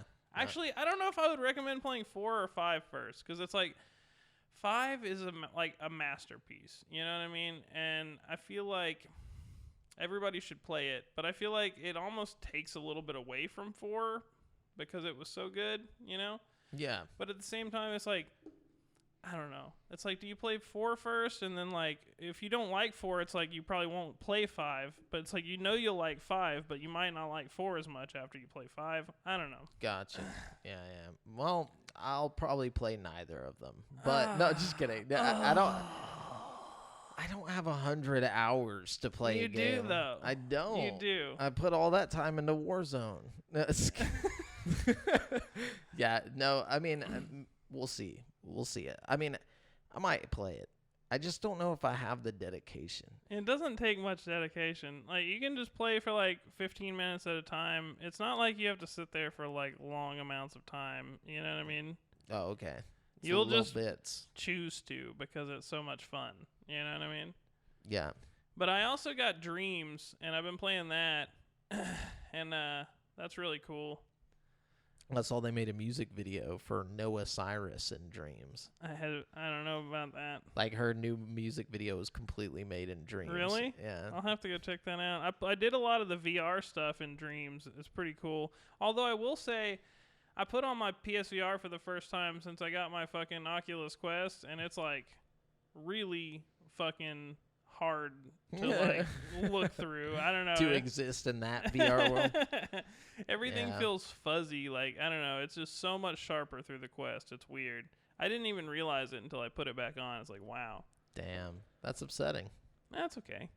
It just kind of makes me feel good about my purchase in the long run. It's oh, like, yeah, you for know the what Quest. I mean? But at the same time, there's some cool stuff in Dreams. Like, I played some, like, Halo remakes, and they had this, like, fake Resident Evil game that's in VR where you're, like, it was pretty good. They had, like, Nemesis chasing you around this room, and you're, like, trying to rebuild generators and stuff, like Dead by Daylight, but it was in VR. I don't know. It was cool. I love building generators.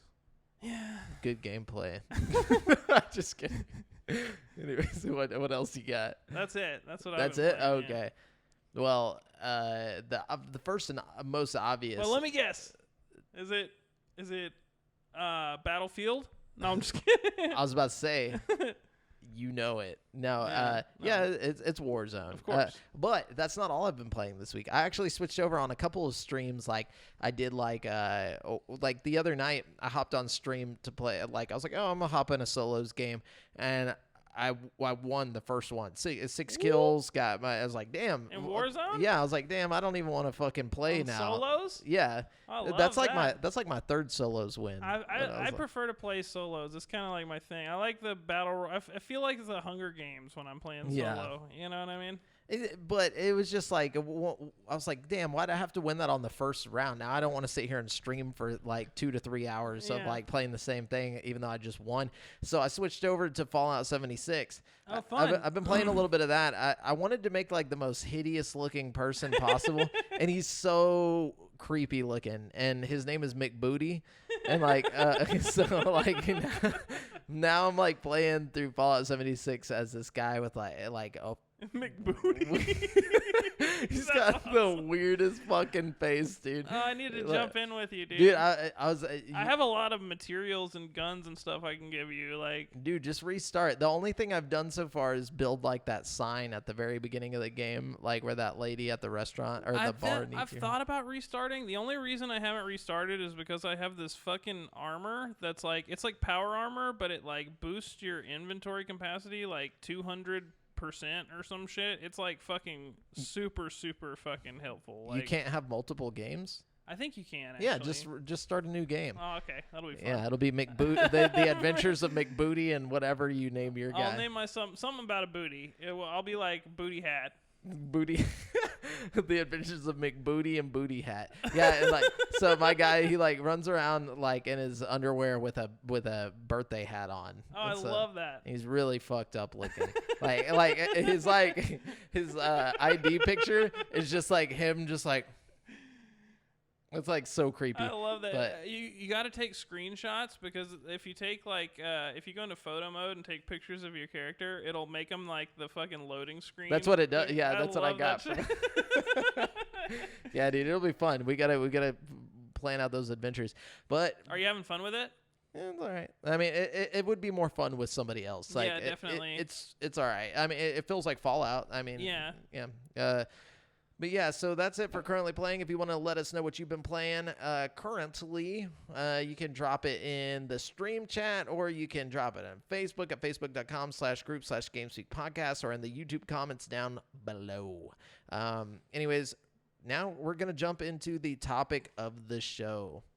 Today's topic of the show is old games that still look great or fantastic, however you want to say it. It's all about the graphics today. And it's not even really the graphics, it's just how it looks, the presentation overall. Yeah. You know, like games that still look good to this that day. Have stood the test of time. Of time. Anyway, so yeah, I think we each got like 10. Yeah, I got a fuckload over here. Yeah. So yeah, I can kick it off. You can kick it off. Yeah, and these aren't in any particular order, and I only decided to do 10 because I knew some of these we were going to get the same of, you know, that way it feels like we have more options here.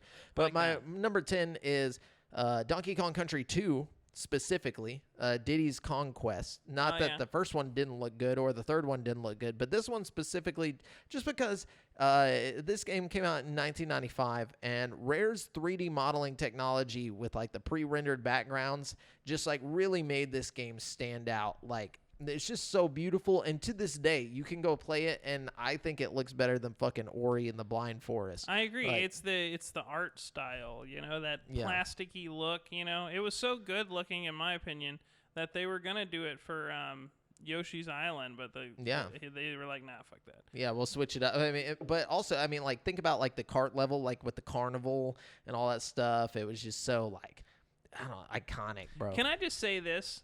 When we make these lists, a lot of times I go online and I look at other people's like lists and stuff to try to get inspired. You know what I mean? Yeah, yeah. And I was looking at some guy's list last night, and his list was like 15 old games that look great and 15 that look like crap. Yeah. Or whatever. And he listed that as one of the games that look like crap. Donkey Kong Country 2? Donkey Kong Country 1.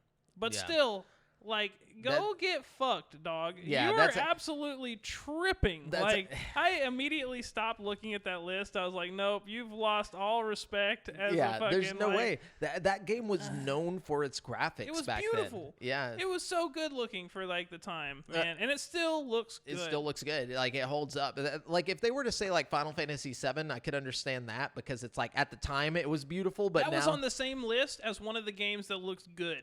Okay, that's how you know that guy has. That guy was fucking tripping, dude. That's not even opinion. That's like fact. Yeah. You know, like at this point. No. Like, but there's no way you look at Final Fantasy VII right now and go, no. wow, that they got, that like, holds balls up. for hands, like fucking. That shit holds up, dog. Anyways, what do you got for number 10? So my number 10 is a game called The Operative: No One Lives Forever. I talk about this game a lot. Usually I'm talking about No One Lives Forever 2, A Spy in Harm's Way. Yeah. I'm obsessed with these games. They're old, though. This game came out in 2000 on PC, and it looks just as good as, like, Half-Life 2, which came out, like, 4 years later on fucking... Yeah. You know what I mean? Like, it looks really, really good. It was way ahead of its time, and it still looks pretty dang good. Like, I wonder what it was about that game that kept it from getting popular. So, like, I don't know. I think because it was so far advanced that it couldn't come to the consoles and shit, and, like, I really don't know. It got 2 sequels. Apparently they made a third one, and I never heard about it. But, wow. Like, and there's weird licensing issues why they haven't, like, done a remake of it or anything. You know what I mean? Like, I think you can go online and get the DRM for it for free right now because, like, they can't license it. You know what I mean? Yeah. It's weird, but it was such a good game, and it looks great still. So that's awesome. No, that's a good pick. Good pick. Number 9 for me is Mafia 1. Oh, yeah. And this one I chose because, okay, so, and I put the year each of these came out. So this came out in year 2002. And the setting of the game is the 1930s, and I think it's the attention to detail. It looked damn good for setting. 2002, and with the detail, the snowy worlds and the, like, cars and stuff, everything. Yeah, and it's the fact that they paid great attention to detail whenever it came to the whole 1930s aspect of it, and so, like, they had, like, this, like, sprawling countryside area, the suburbs, and then there's, like, the city districts with, like, all these different things happening. And the game was it tried to be super realistic in the way that like the art style. And for a game that came out back then, like, it's definitely held up. Like, at least in looks. I don't know about the gameplay, but just the way the game looks great. Yeah, I personally think that game was good enough to spawn the other two sequels of the Mafia games, like, just on its own. Like, Mafia 2 didn't warrant Mafia 3, you know what I mean? But Mafia 1 was good enough to warrant both of them, you know what I mean? I don't know. I feel like the definitive edition that just came out or whatever, they're doing that remake of Mafia 1. I want that shit so bad, and I don't want Mafia 2 or 3 at all. Yeah, I could care less about the sequels. It's just, and it's not that those didn't look good. It's just that this one on its own was just like, it's something new. Yeah, have you seen the screenshots for the remake they're doing? I have. This is the only one out of the collection they're like completely remaking. It looks really good. I can't wait to play that shit.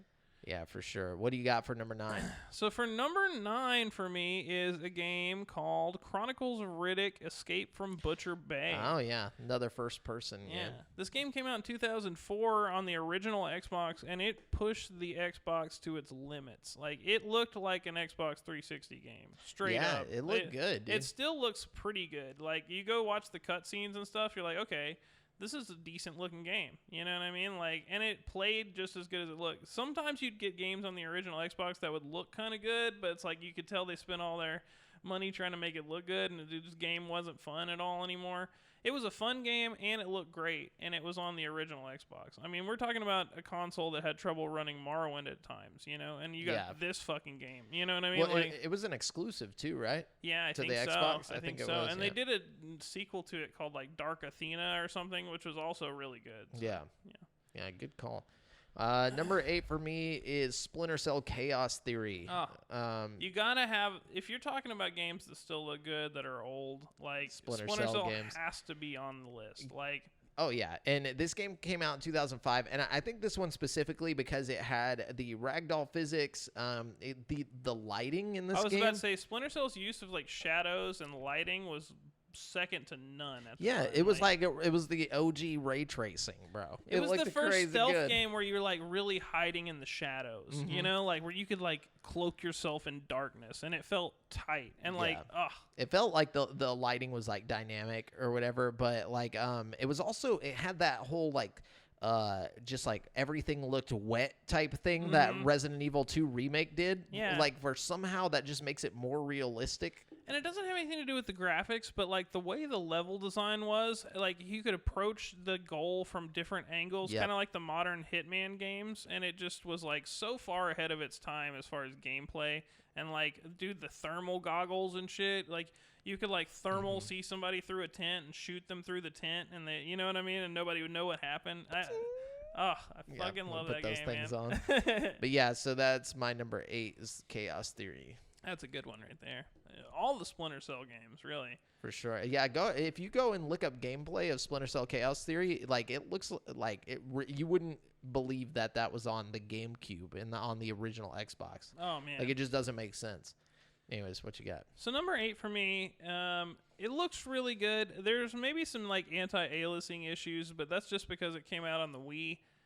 The Legend of Zelda Skyward Sword. I feel like it's one of, I love this game. I feel like it's super aesthetically pleasing. They have a lot of like attention to detail. The only thing is you get a couple of jaggies every now and then, but if you can look past that, it looks just like the fucking Breath of the Wild almost. You know what I mean? It's got the same kind of like style with how he runs and climbs and shit, and his energy bar and stuff. It's interesting and one of the better Zelda games out there.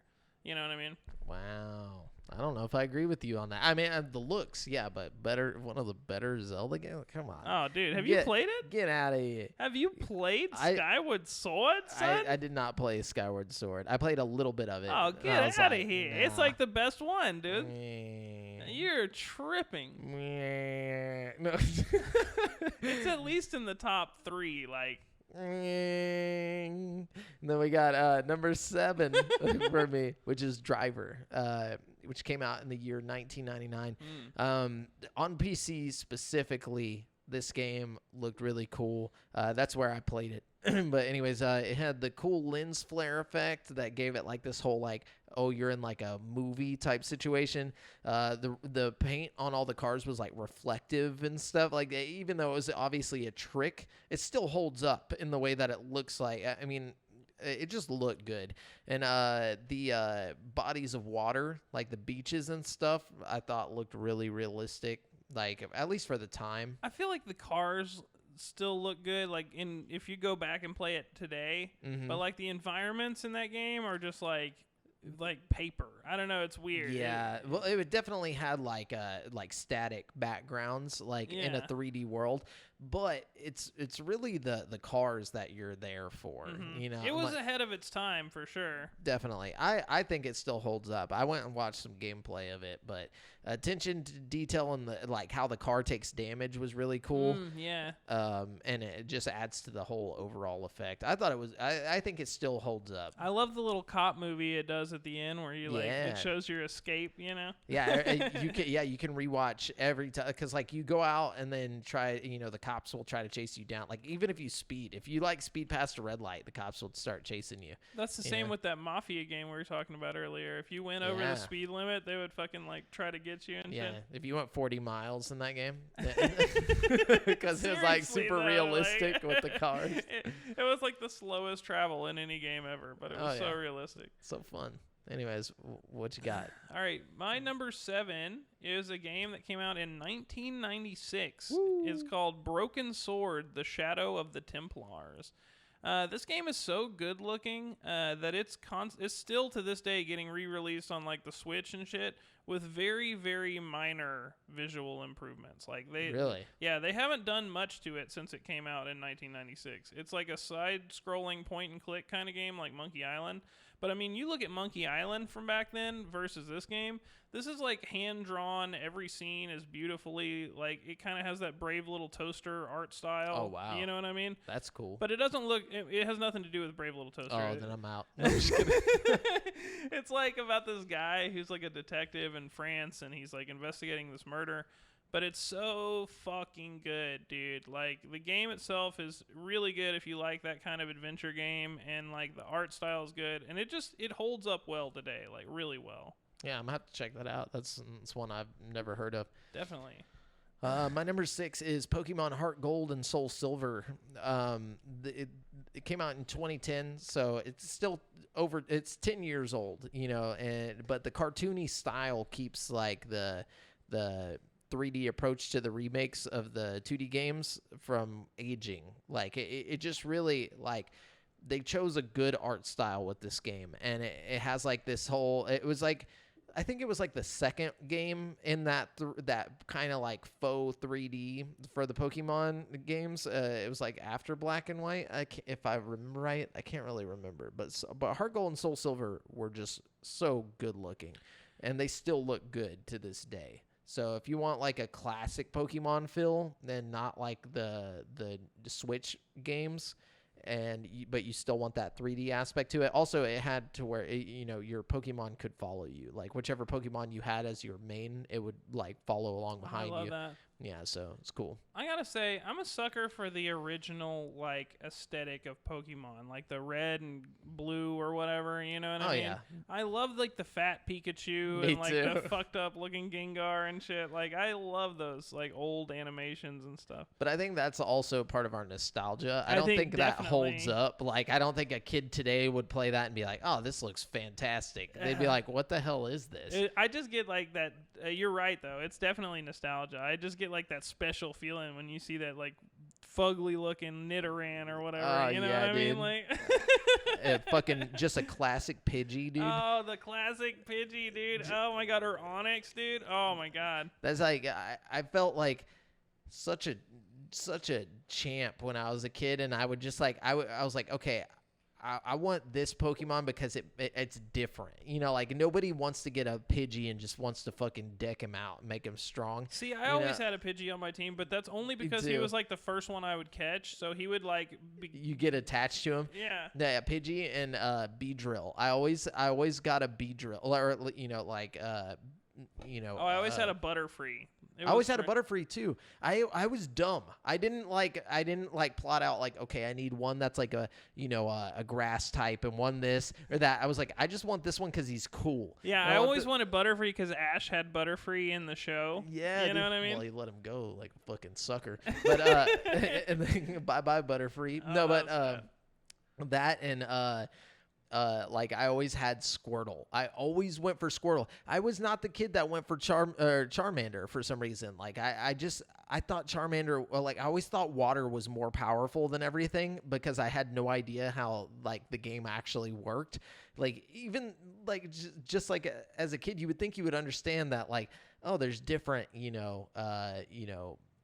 what's it called? Types, or like, you should be focusing on these different elements. I was just like, water's better than everything. I would switch it up every playthrough as a kid. Like my starter was always different, but like, I don't know.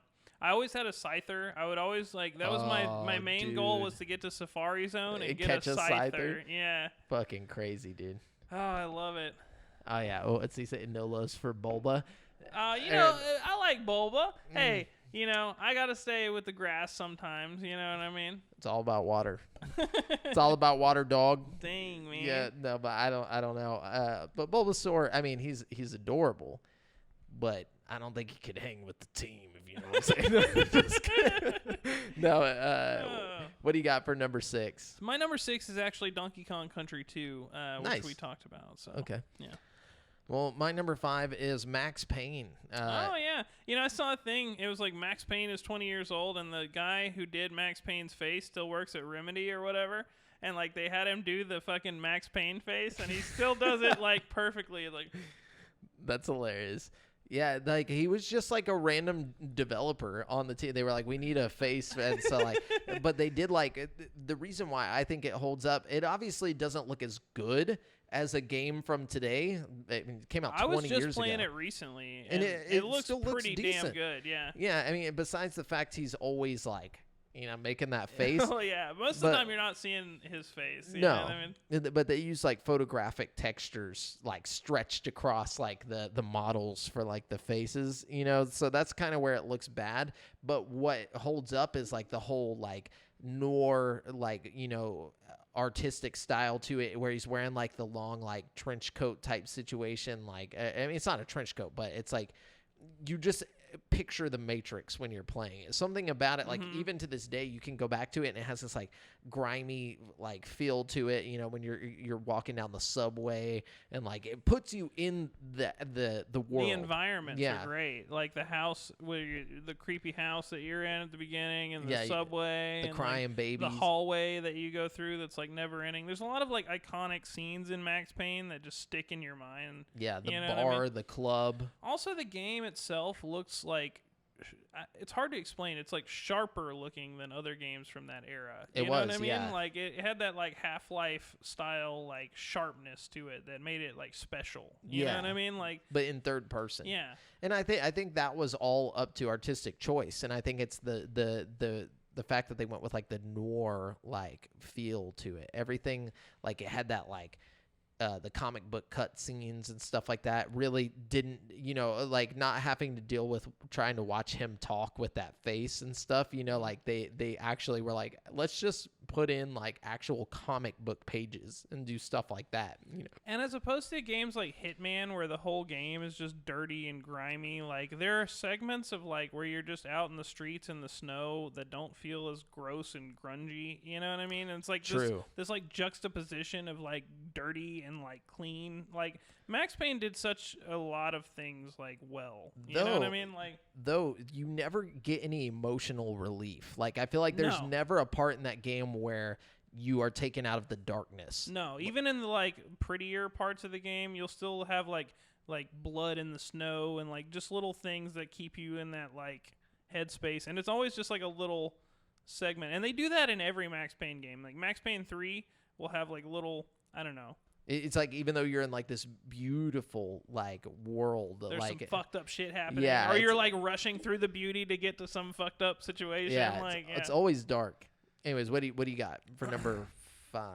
Number 5 is Super Mario World 2: Yoshi's Island. Ooh, yeah, this game came out in 1995. Believe it or not, that's crazy. 25 years ago, and same year as DKC2. Yeah. And it is beautiful. I mean, freaking beautiful. The art style is like it looks like a kid drew it with crayons, but in the best possible way. I don't know. It's like you don't get a lot of like beautiful games like that on the SNES. You know what I mean? No, and I think that's whenever Nintendo really started to move towards that direction of like taking their known IP and then switching up the art style with like Kirby's Epic Yarn. Oh yeah, and like things like that where they were like, we can just Paper Mario, take Paper Mario. We can take this same IP and make it into something completely different and give it a whole different feel, you know, and it was such a good game like that. I mean, it was the first game I ever beat like completely on my own. It was that game. Wow. And it was just so cool to like get to the boss, and like the bosses had these like the weird, like I guess the 3D technology or like 2.5D technology that they used with like the guy who's like bouncing up and down. He looks like an egg, and it was just like so. And then Bowser at the end, dude. Oh my god! Whenever it goes to this like faux third person over the shoulder thing where you're like throwing eggs at him in the distance and stuff. Dude, yeah. Such a cool game. The whole egg throwing mechanic in the first place was really cool. Just Yoshi as a mechanic was so fucking cool. I don't know. Definitely. And it gives like this lore on like where Mario came from and how he was like just a baby, like adopted baby by Yoshi. Like it's like Yoshi's like Piccolo, you know, like for Gohan. Like I don't even know. It was just so cool.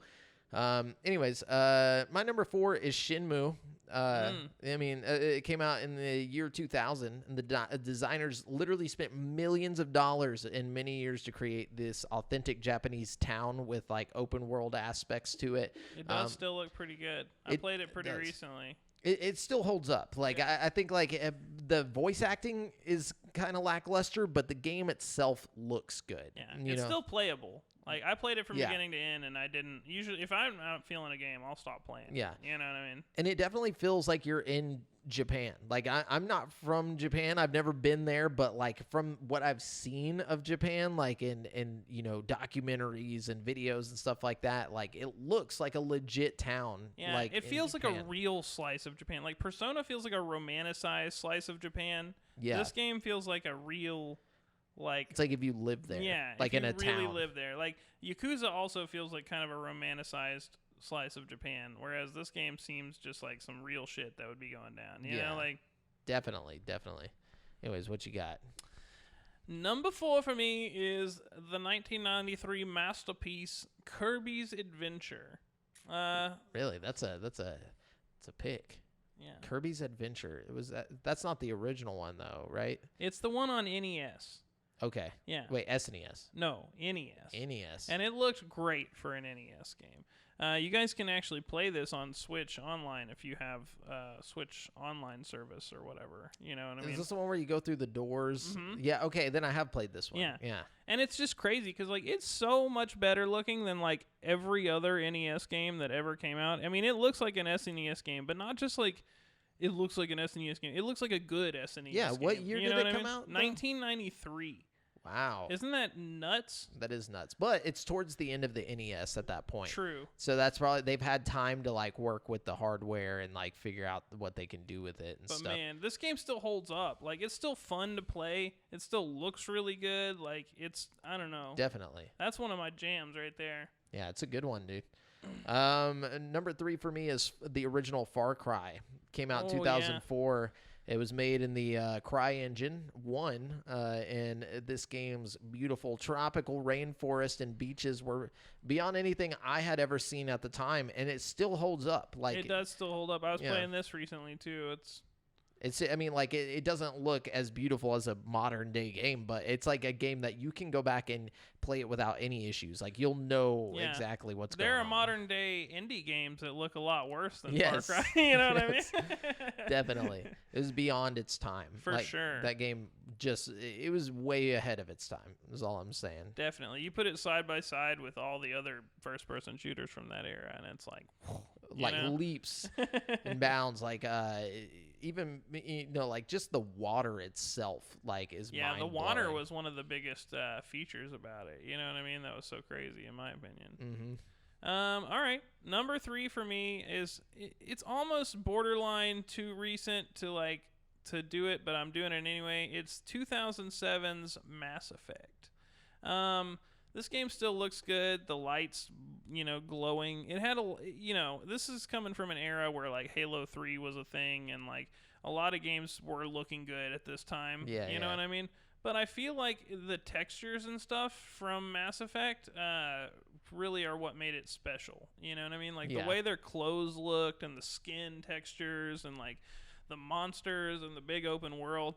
And also, it was, BioWare up until this point was making games like KOTOR and Jade Empire, which were great games, but weren't, like, exactly the most beautiful-looking games you ever seen in your life. You know what I mean? Yeah. This was, I think, BioWare's first game that was like, okay, that looks good. You know what I mean? As far as, like, looks go. You know what I mean? I have the 360 era had this oddly clay look to almost everything, like, that came out. And this one, I feel like, got away from that. Like Halo 3 just had this weird clay aspect to it. Like you look at it and it looks like everything's made out of like clay sculptures. You're almost. So right. Like, and I remember at the time thinking that. I remember like sitting there thinking like, is this what like we're gonna do to make things look realistic? Is like give it like a shiny clay aspect to it or whatever. But obviously we got away from that. But I think it was just the style at the time. Totally. And this one definitely had its own thing going for it, where it wasn't all clay looking. I liked how they used lighting in that game too. Like a lot of times, like you'd be near like the engine of a ship or something, or like the flame would come out the back, or like when you go through the mass relay and it'd shoot you off. There was just things that were like really pretty looking, and the environments were really well made. Yeah, definitely holds up. Okay, number 2 for me is you talk about graphics, you got to bring up this game. Dead or Alive 3 came out in 2001. Game. This was an exclusive OG Xbox launch title and was used to show off the power of the console with its realistic graphics and titties. So, like, I mean, they weren't realistic titties, but I just, like, those were just part of it. They were just like, oh, we got to make bouncy, jiggly tits for no reason. But the graphics overall, like, I just remember my mind just being blown. Melted, dude. Yeah, like, just playing that game. It's so, like, every little the detail. Lighting, the fucking... like, the clothes, like, when they're moving, their clothes are moving with them and, like, moving with the wind. That was so next level, dude. Oh, yeah. And, like, the stage breaks in that game are still, to this day, some of the best stage breaks in a fighting game. Like, you'd throw people through the wall, and they'd, like, fall and hit a cliff and, like, fall another 10 stories, and, like, you'd get up and you're fighting in the street all of a sudden. It's, like, a whole different level. I fucking love that shit. You know what I mean? Like... So it's such a good-looking game. It's got, Hayabusa in it, so, the Ninja Gaiden guy. Oh, yeah. Yeah, so that I think that game is one of those games that will always look good, no matter what. Like, we could be 10 generations from now, and I think people will look back and be like, damn, how'd they make this shit look that good? Yeah, the modern ones don't look that much better, really. No, like, they just look more wet. Oh. So my number 2 is another game you have to bring up when we're talking about graphics. It is another game that came out the same year as Mass Effect, but it looks like a game that came out today, and it just got a remastered port to Switch. Of course, I'm talking about Crysis. Oh, yeah. From 2007. Freaking good game. I mean, it's a lot like, any other shooter, but like... Also made in the CryEngine. Yeah. But graphically, it was so ahead of its time. I mean, like I said, it looks like it came out a few years ago, as opposed to like, 13 years ago. Yeah, definitely. I want to play the remastered, but I've heard it's pretty good on the Switch. Yeah, this game, it's like, you talk to PC players and they'll, everybody knows Crysis, because Crysis was the game where, like, at the time you had to have like a crazy PC to even play this game because of the graphics. It was kind of the running joke, like, can it run Crysis? Yeah, though? Like, exactly. But yeah, so no, that's a really good pick. I went with Far Cry just because I didn't personally play Crysis because of how powerful it was. Like, there was no way for me to play it at that time. But anyways, my final, the number 1, is The Legend of Zelda: The Wind Waker. And this game holds up very specifically because of the cel-shaded approach that it took. And that was smart of them. It was. At the time, it didn't seem that way. A lot of people to this day claim that they were like, oh yeah, I've always loved Wind Waker. I remember Wind Waker being such a fucking letdown. Oh, people were ripping on it, dude. Oh, yeah. I'll never forget that. It was like the most hated. But that's a lot of stuff in a lot of walks of life. You know where what I mean? people just like suddenly have this, oh yeah, I was definitely into it. And you remember that The Inpatient game that was like the prequel to Until Dawn the other day? Yeah, everyone hated that. Everybody hated it. And then somebody posted about it in the PSVR group the other day, and they were like, what did everybody think about this? And I was like, I liked it, but I think most people didn't like it. And then like 30 other people commented on the group, and they're like, oh, I love that game, blah, blah, blah. It's like, whoa, where were you motherfuckers when this shit came out? You know what I mean? Because they'll probably never make another one now because you fucking assholes fucking hated it so much. But now you're all coming out of the woodwork saying you fucking loved it. Yeah. And I mean, and I'm not trying to say that people shouldn't have hated on the graphics of this, because at the time you have to be in the context of the time. Mm-hmm. The context of the time was everybody wanted the next Ocarina of Time, and they were expecting this realistic, awesome, cool game. And then they see this kiddie looking Wind Waker where you never become adult Link. You know what I'm saying? So like I can understand at the time. But and then then you get Twilight Princess and everybody fucking and it was shitty. Yeah. And it's because they were trying shitty, but it wasn't like as good as Wind Waker. I mean, it was shitty. No, dude, you cannot say Twilight Princess was Twilight a Princess game. was not that good. It just wasn't that good. Like no, it was not that good. We'll have to agree to disagree. I agree to disagree. But either way, Wind Waker holds up because of its like beautiful, like cell shaded, cartoony look, and like its open world. And the way that they could make it open world was by making most of it water, so like which like at the time it was kind of annoying to me, honestly, the whole sailing around aspect of the game. It only towards the end does that get annoying, whenever there's like literally a part of the game where you can almost not complete it without having to go and Google a walkthrough. Yeah, it was better with the Wii U stuff they put in with the map and all that, you know what I mean? But even before that remaster, it still looks gorgeous. Oh yeah, like, that game still looks good, and it always will because of that cell shaded look. Definitely. But anyways, what's your final El numero uno? So my number one is kind of one we've talked about, but not really. It's the original Splinter Cell. Oh yeah. Like I said, the shadows and stuff and the lighting just really make that game special. It does. It was like a more realistic looking Metal Gear Solid. Like it was. I'm not saying it's better than Metal Gear Solid, just graphics wise. Like Metal Gear Solid looked great back then. But I personally liked it more than Metal Gear Solid, but I think that's because it felt more realistic. That's what you know what I mean? Like, you got Sam Fisher. You have this realistic, Western look to it. Like it was like Xbox is like, we're gonna fuck you up, Metal Gear. This is gonna be our shit. See, that's what we need, that attitude back from Xbox. You know? Yeah, don't we?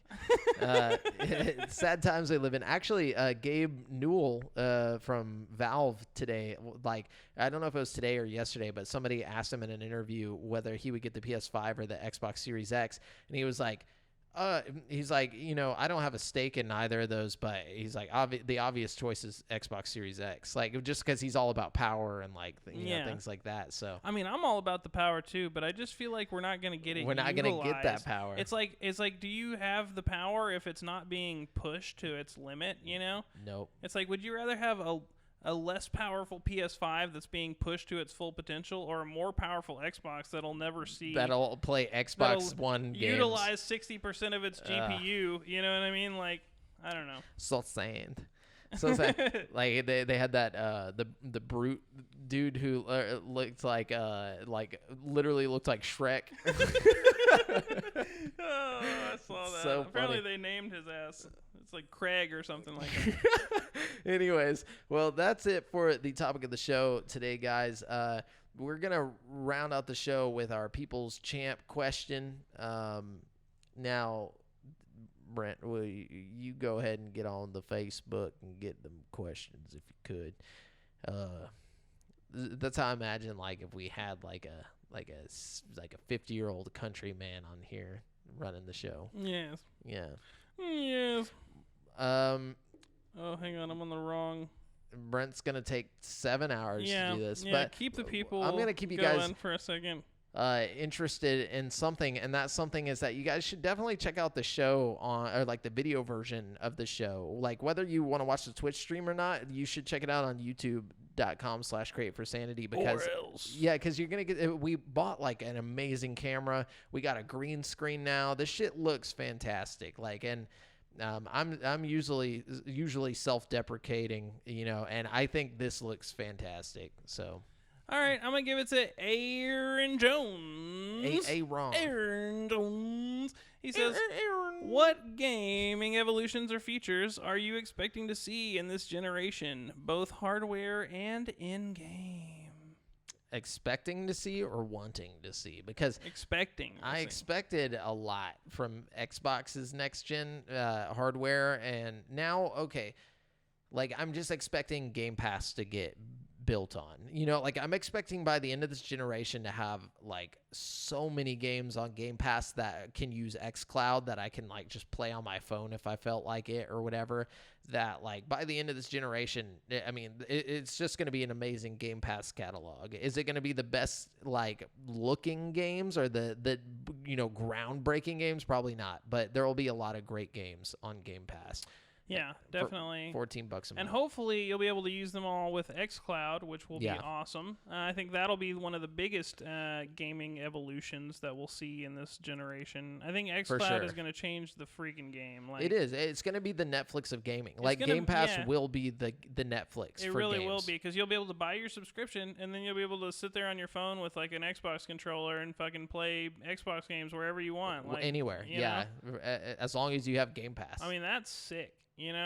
I think that the SSD thing with the PlayStation 5, I kind of thought it was a bunch of bullshit whenever they first started talking about it, but the more I hear developers talk about how cool it is, and tech guys on YouTube explain why it's not just a sham, I'm really excited to see the whole PlayStation 5 loading times and stuff in action and see how good it really is. You know what I mean? Same with Series X. Series X also has it. I am excited to see that aspect of it, like just not having to worry about load times and stuff. Like even that Ratchet and Clank game. Like I don't give a fuck about Ratchet and Clank, but that looked tight as hell. Really did. Like I'm excited for stuff like that where you can just like instantly be in the next world, or like imagine what the SSD will do for Bethesda games. Like like just being able to just walk into a building without having to wait for the like every time you walk into a building it's got to do the whole loading situation. That's gonna make it so much more bearable, especially on old games. You'll be able to see the difference for sure.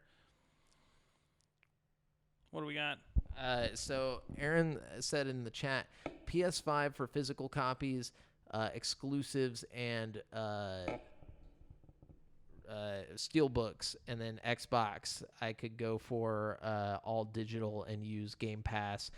PS Now is glorified PS3 library, sadly. No, and I agree with that, and I'm sure they're going to up that, though, for the PS Now. They have to at some point, but I think, definitely I'm going Xbox all the way right off the bat just for the Game Pass library, like, because at that point, I'm going to be broke, bro. Like, dropping all that money on a console. Like it's going to be so cool to just be able to play Halo Infinite, play all the games that I'm used to on my Xbox One, like anytime I want, like Warzone, and just like be able to do it all just with better graphics and, better stuff. Yeah, I think also I have to consider that, like, regardless of which console I get, I'm going to have to invest in a 4K TV to really maximize the potential of the shit. You know what I mean? Because I'm going to want 4K. This is, we're past 1080p. You know what I mean? Definitely. And I think that's going to be my main goal, is to get a Series X and a 4K 120 gigahertz monitor or TV that I can play it on. That's gonna be stupid, dude. Yeah, and then instead of paying $70 for an exclusive game or whatever, I just pay $14 a month and I can just play whatever games I want. Yeah, if I could just hit 60, I'm good. Like I'm cool with just a normal TV as long as I can hit that 4K 60. Man, yeah, that'll be tight. That's freaking impressive. Like I can't wait to, dude. In ray tracing, that's another thing that we're talking about. Gaming evolutions or features that are going to be in the next generation, like, that I'm expecting to see. I'm expecting developers to start implementing ray tracing in some capacity in almost every game. You know what I mean? It has to be a thing. You know what I mean? Yeah. Like, I think we're going to start seeing really cool reflections on waters, and not only reflections on the water, but reflections off the water. Like in Metro Exodus or whatever, they have really cool lighting effects with the ray tracing where the light will bounce off the water and like reflect on the ceiling in like a cool... Oh, that's tight. You know?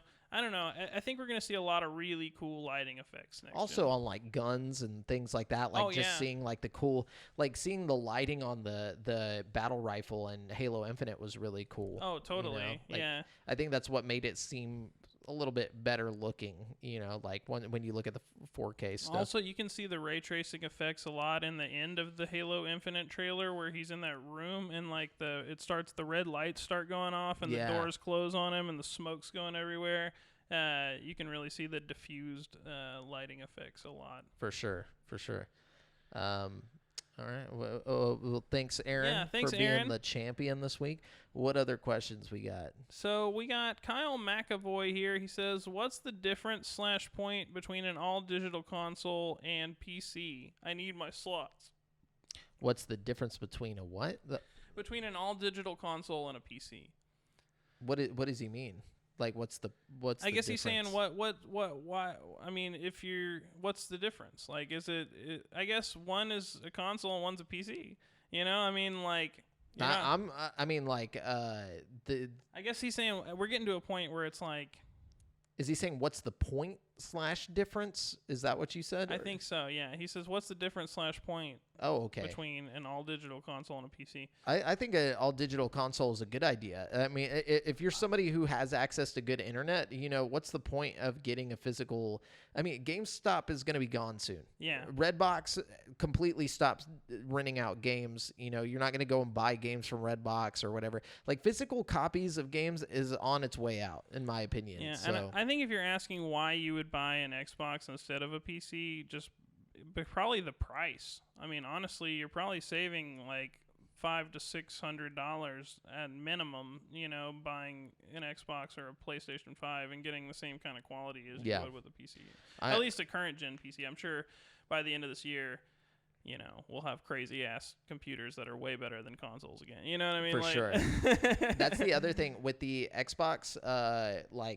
You know how the PS5 showed off their discless version as well. Yeah. And they haven't shown pricing or anything like that, or even specs on that digital version of it. I'm hoping that the Xbox Series X has a discless version that's still just as powerful as the disk drive version, because I'm going digital. I have no purpose, or I have no reason to buy a disk drive version of the Xbox Series X. Yeah, I don't really care either way. I think I'll probably pick up whatever's the cheapest option. That's what I'm saying. You know what I mean? Yeah, I'll go digital only, especially if it drops it by like $50 or $100 in price. Like, hell yeah. I have a tendency to like break my disk drive somehow. Anyways, I've gone through 2 different consoles and 2 different disk drives, and I'm just like, okay, you know, at this point, I don't care. Yeah, for sure. What other questions we got over there? Okay. All right. Let's see what we got here. We got Jeffrey Lewis here. He says, what weapon out of every video game sticks out? What's your top 3? Top 3 weapons of all time? Oh, man. Out of video games? That's just like, that's a lot. That's a lot to ask. All right. Well, this changes like with the second. Yeah, you know it literally does. So, you know, but right now, just off the top of my head, I'm going to say...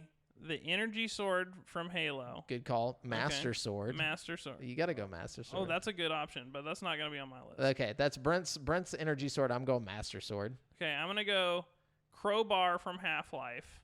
Okay. I'm going to go hold on. I got every time you name one, I got to name one. Okay. So you think about what your next one's going to be. If you're going crowbar, I'm going to have to go man, this is tough. This is really tough. I'm going to say probably the battle rifle from Halo. Oh, that's a good one. Yeah. My third one, I'm going to go Doom Eternal Super Shotgun. Oh, that's a good one. Yeah. That's a really good one. Fuck. What's a good weapon, dude? There's not that. I know. There's none that really just stick out to me outside of the Master Sword. And what about a lightsaber? That doesn't count. That's not video games. Does it not count? It's in video games. It's in video games, but it doesn't count. That's a movie thing. Okay. That's definitely a movie thing. Oh, fair enough. I would say there was a specific weapon that I used in Fallout 3 a lot, and I can't remember what it was. What's the nuke? The Fat Man. Yeah, I'm gonna use that. Yeah, I'm gonna say that. That's a good one. That's a good one. Just firing nukes off. You gotta mini nuke some people sometimes. You know what I mean? And I know we also was that the last one on Facebook? Yeah, that's the last one on Facebook.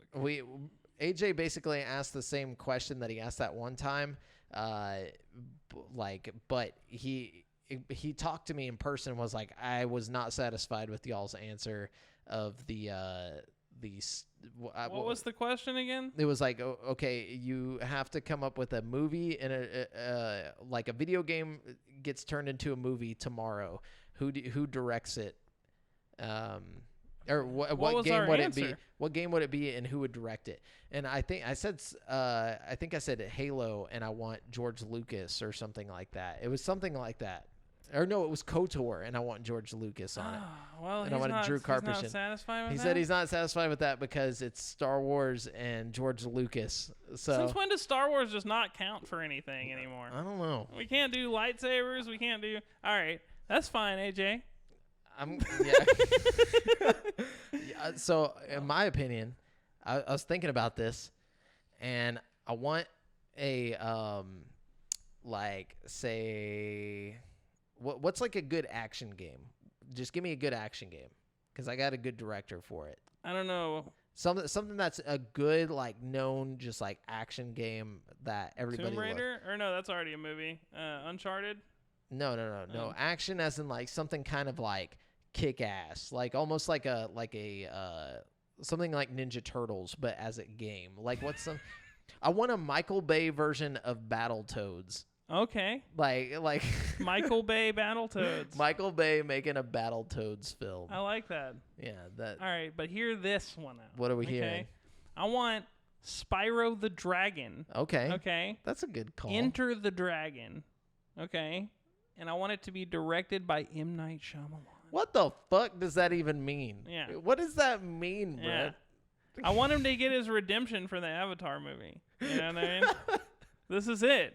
This is what's the twist at the end? There's no twist. The twist is that Spyro is a movie. Is a movie.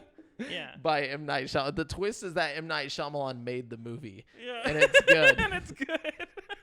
The twist is that the movie doesn't suck. Yeah. Okay, I like that. Well, that's it for our questions, guys, and thank you so much for writing in. This is gonna be the where we round out the show with Brent's Super Hardcore Video Game Trivia Challenge. Yeah, challenge. I like that. Yeah. Trivia. Yeah. These are some pretty serious questions. Questions. Sorry. Yeah.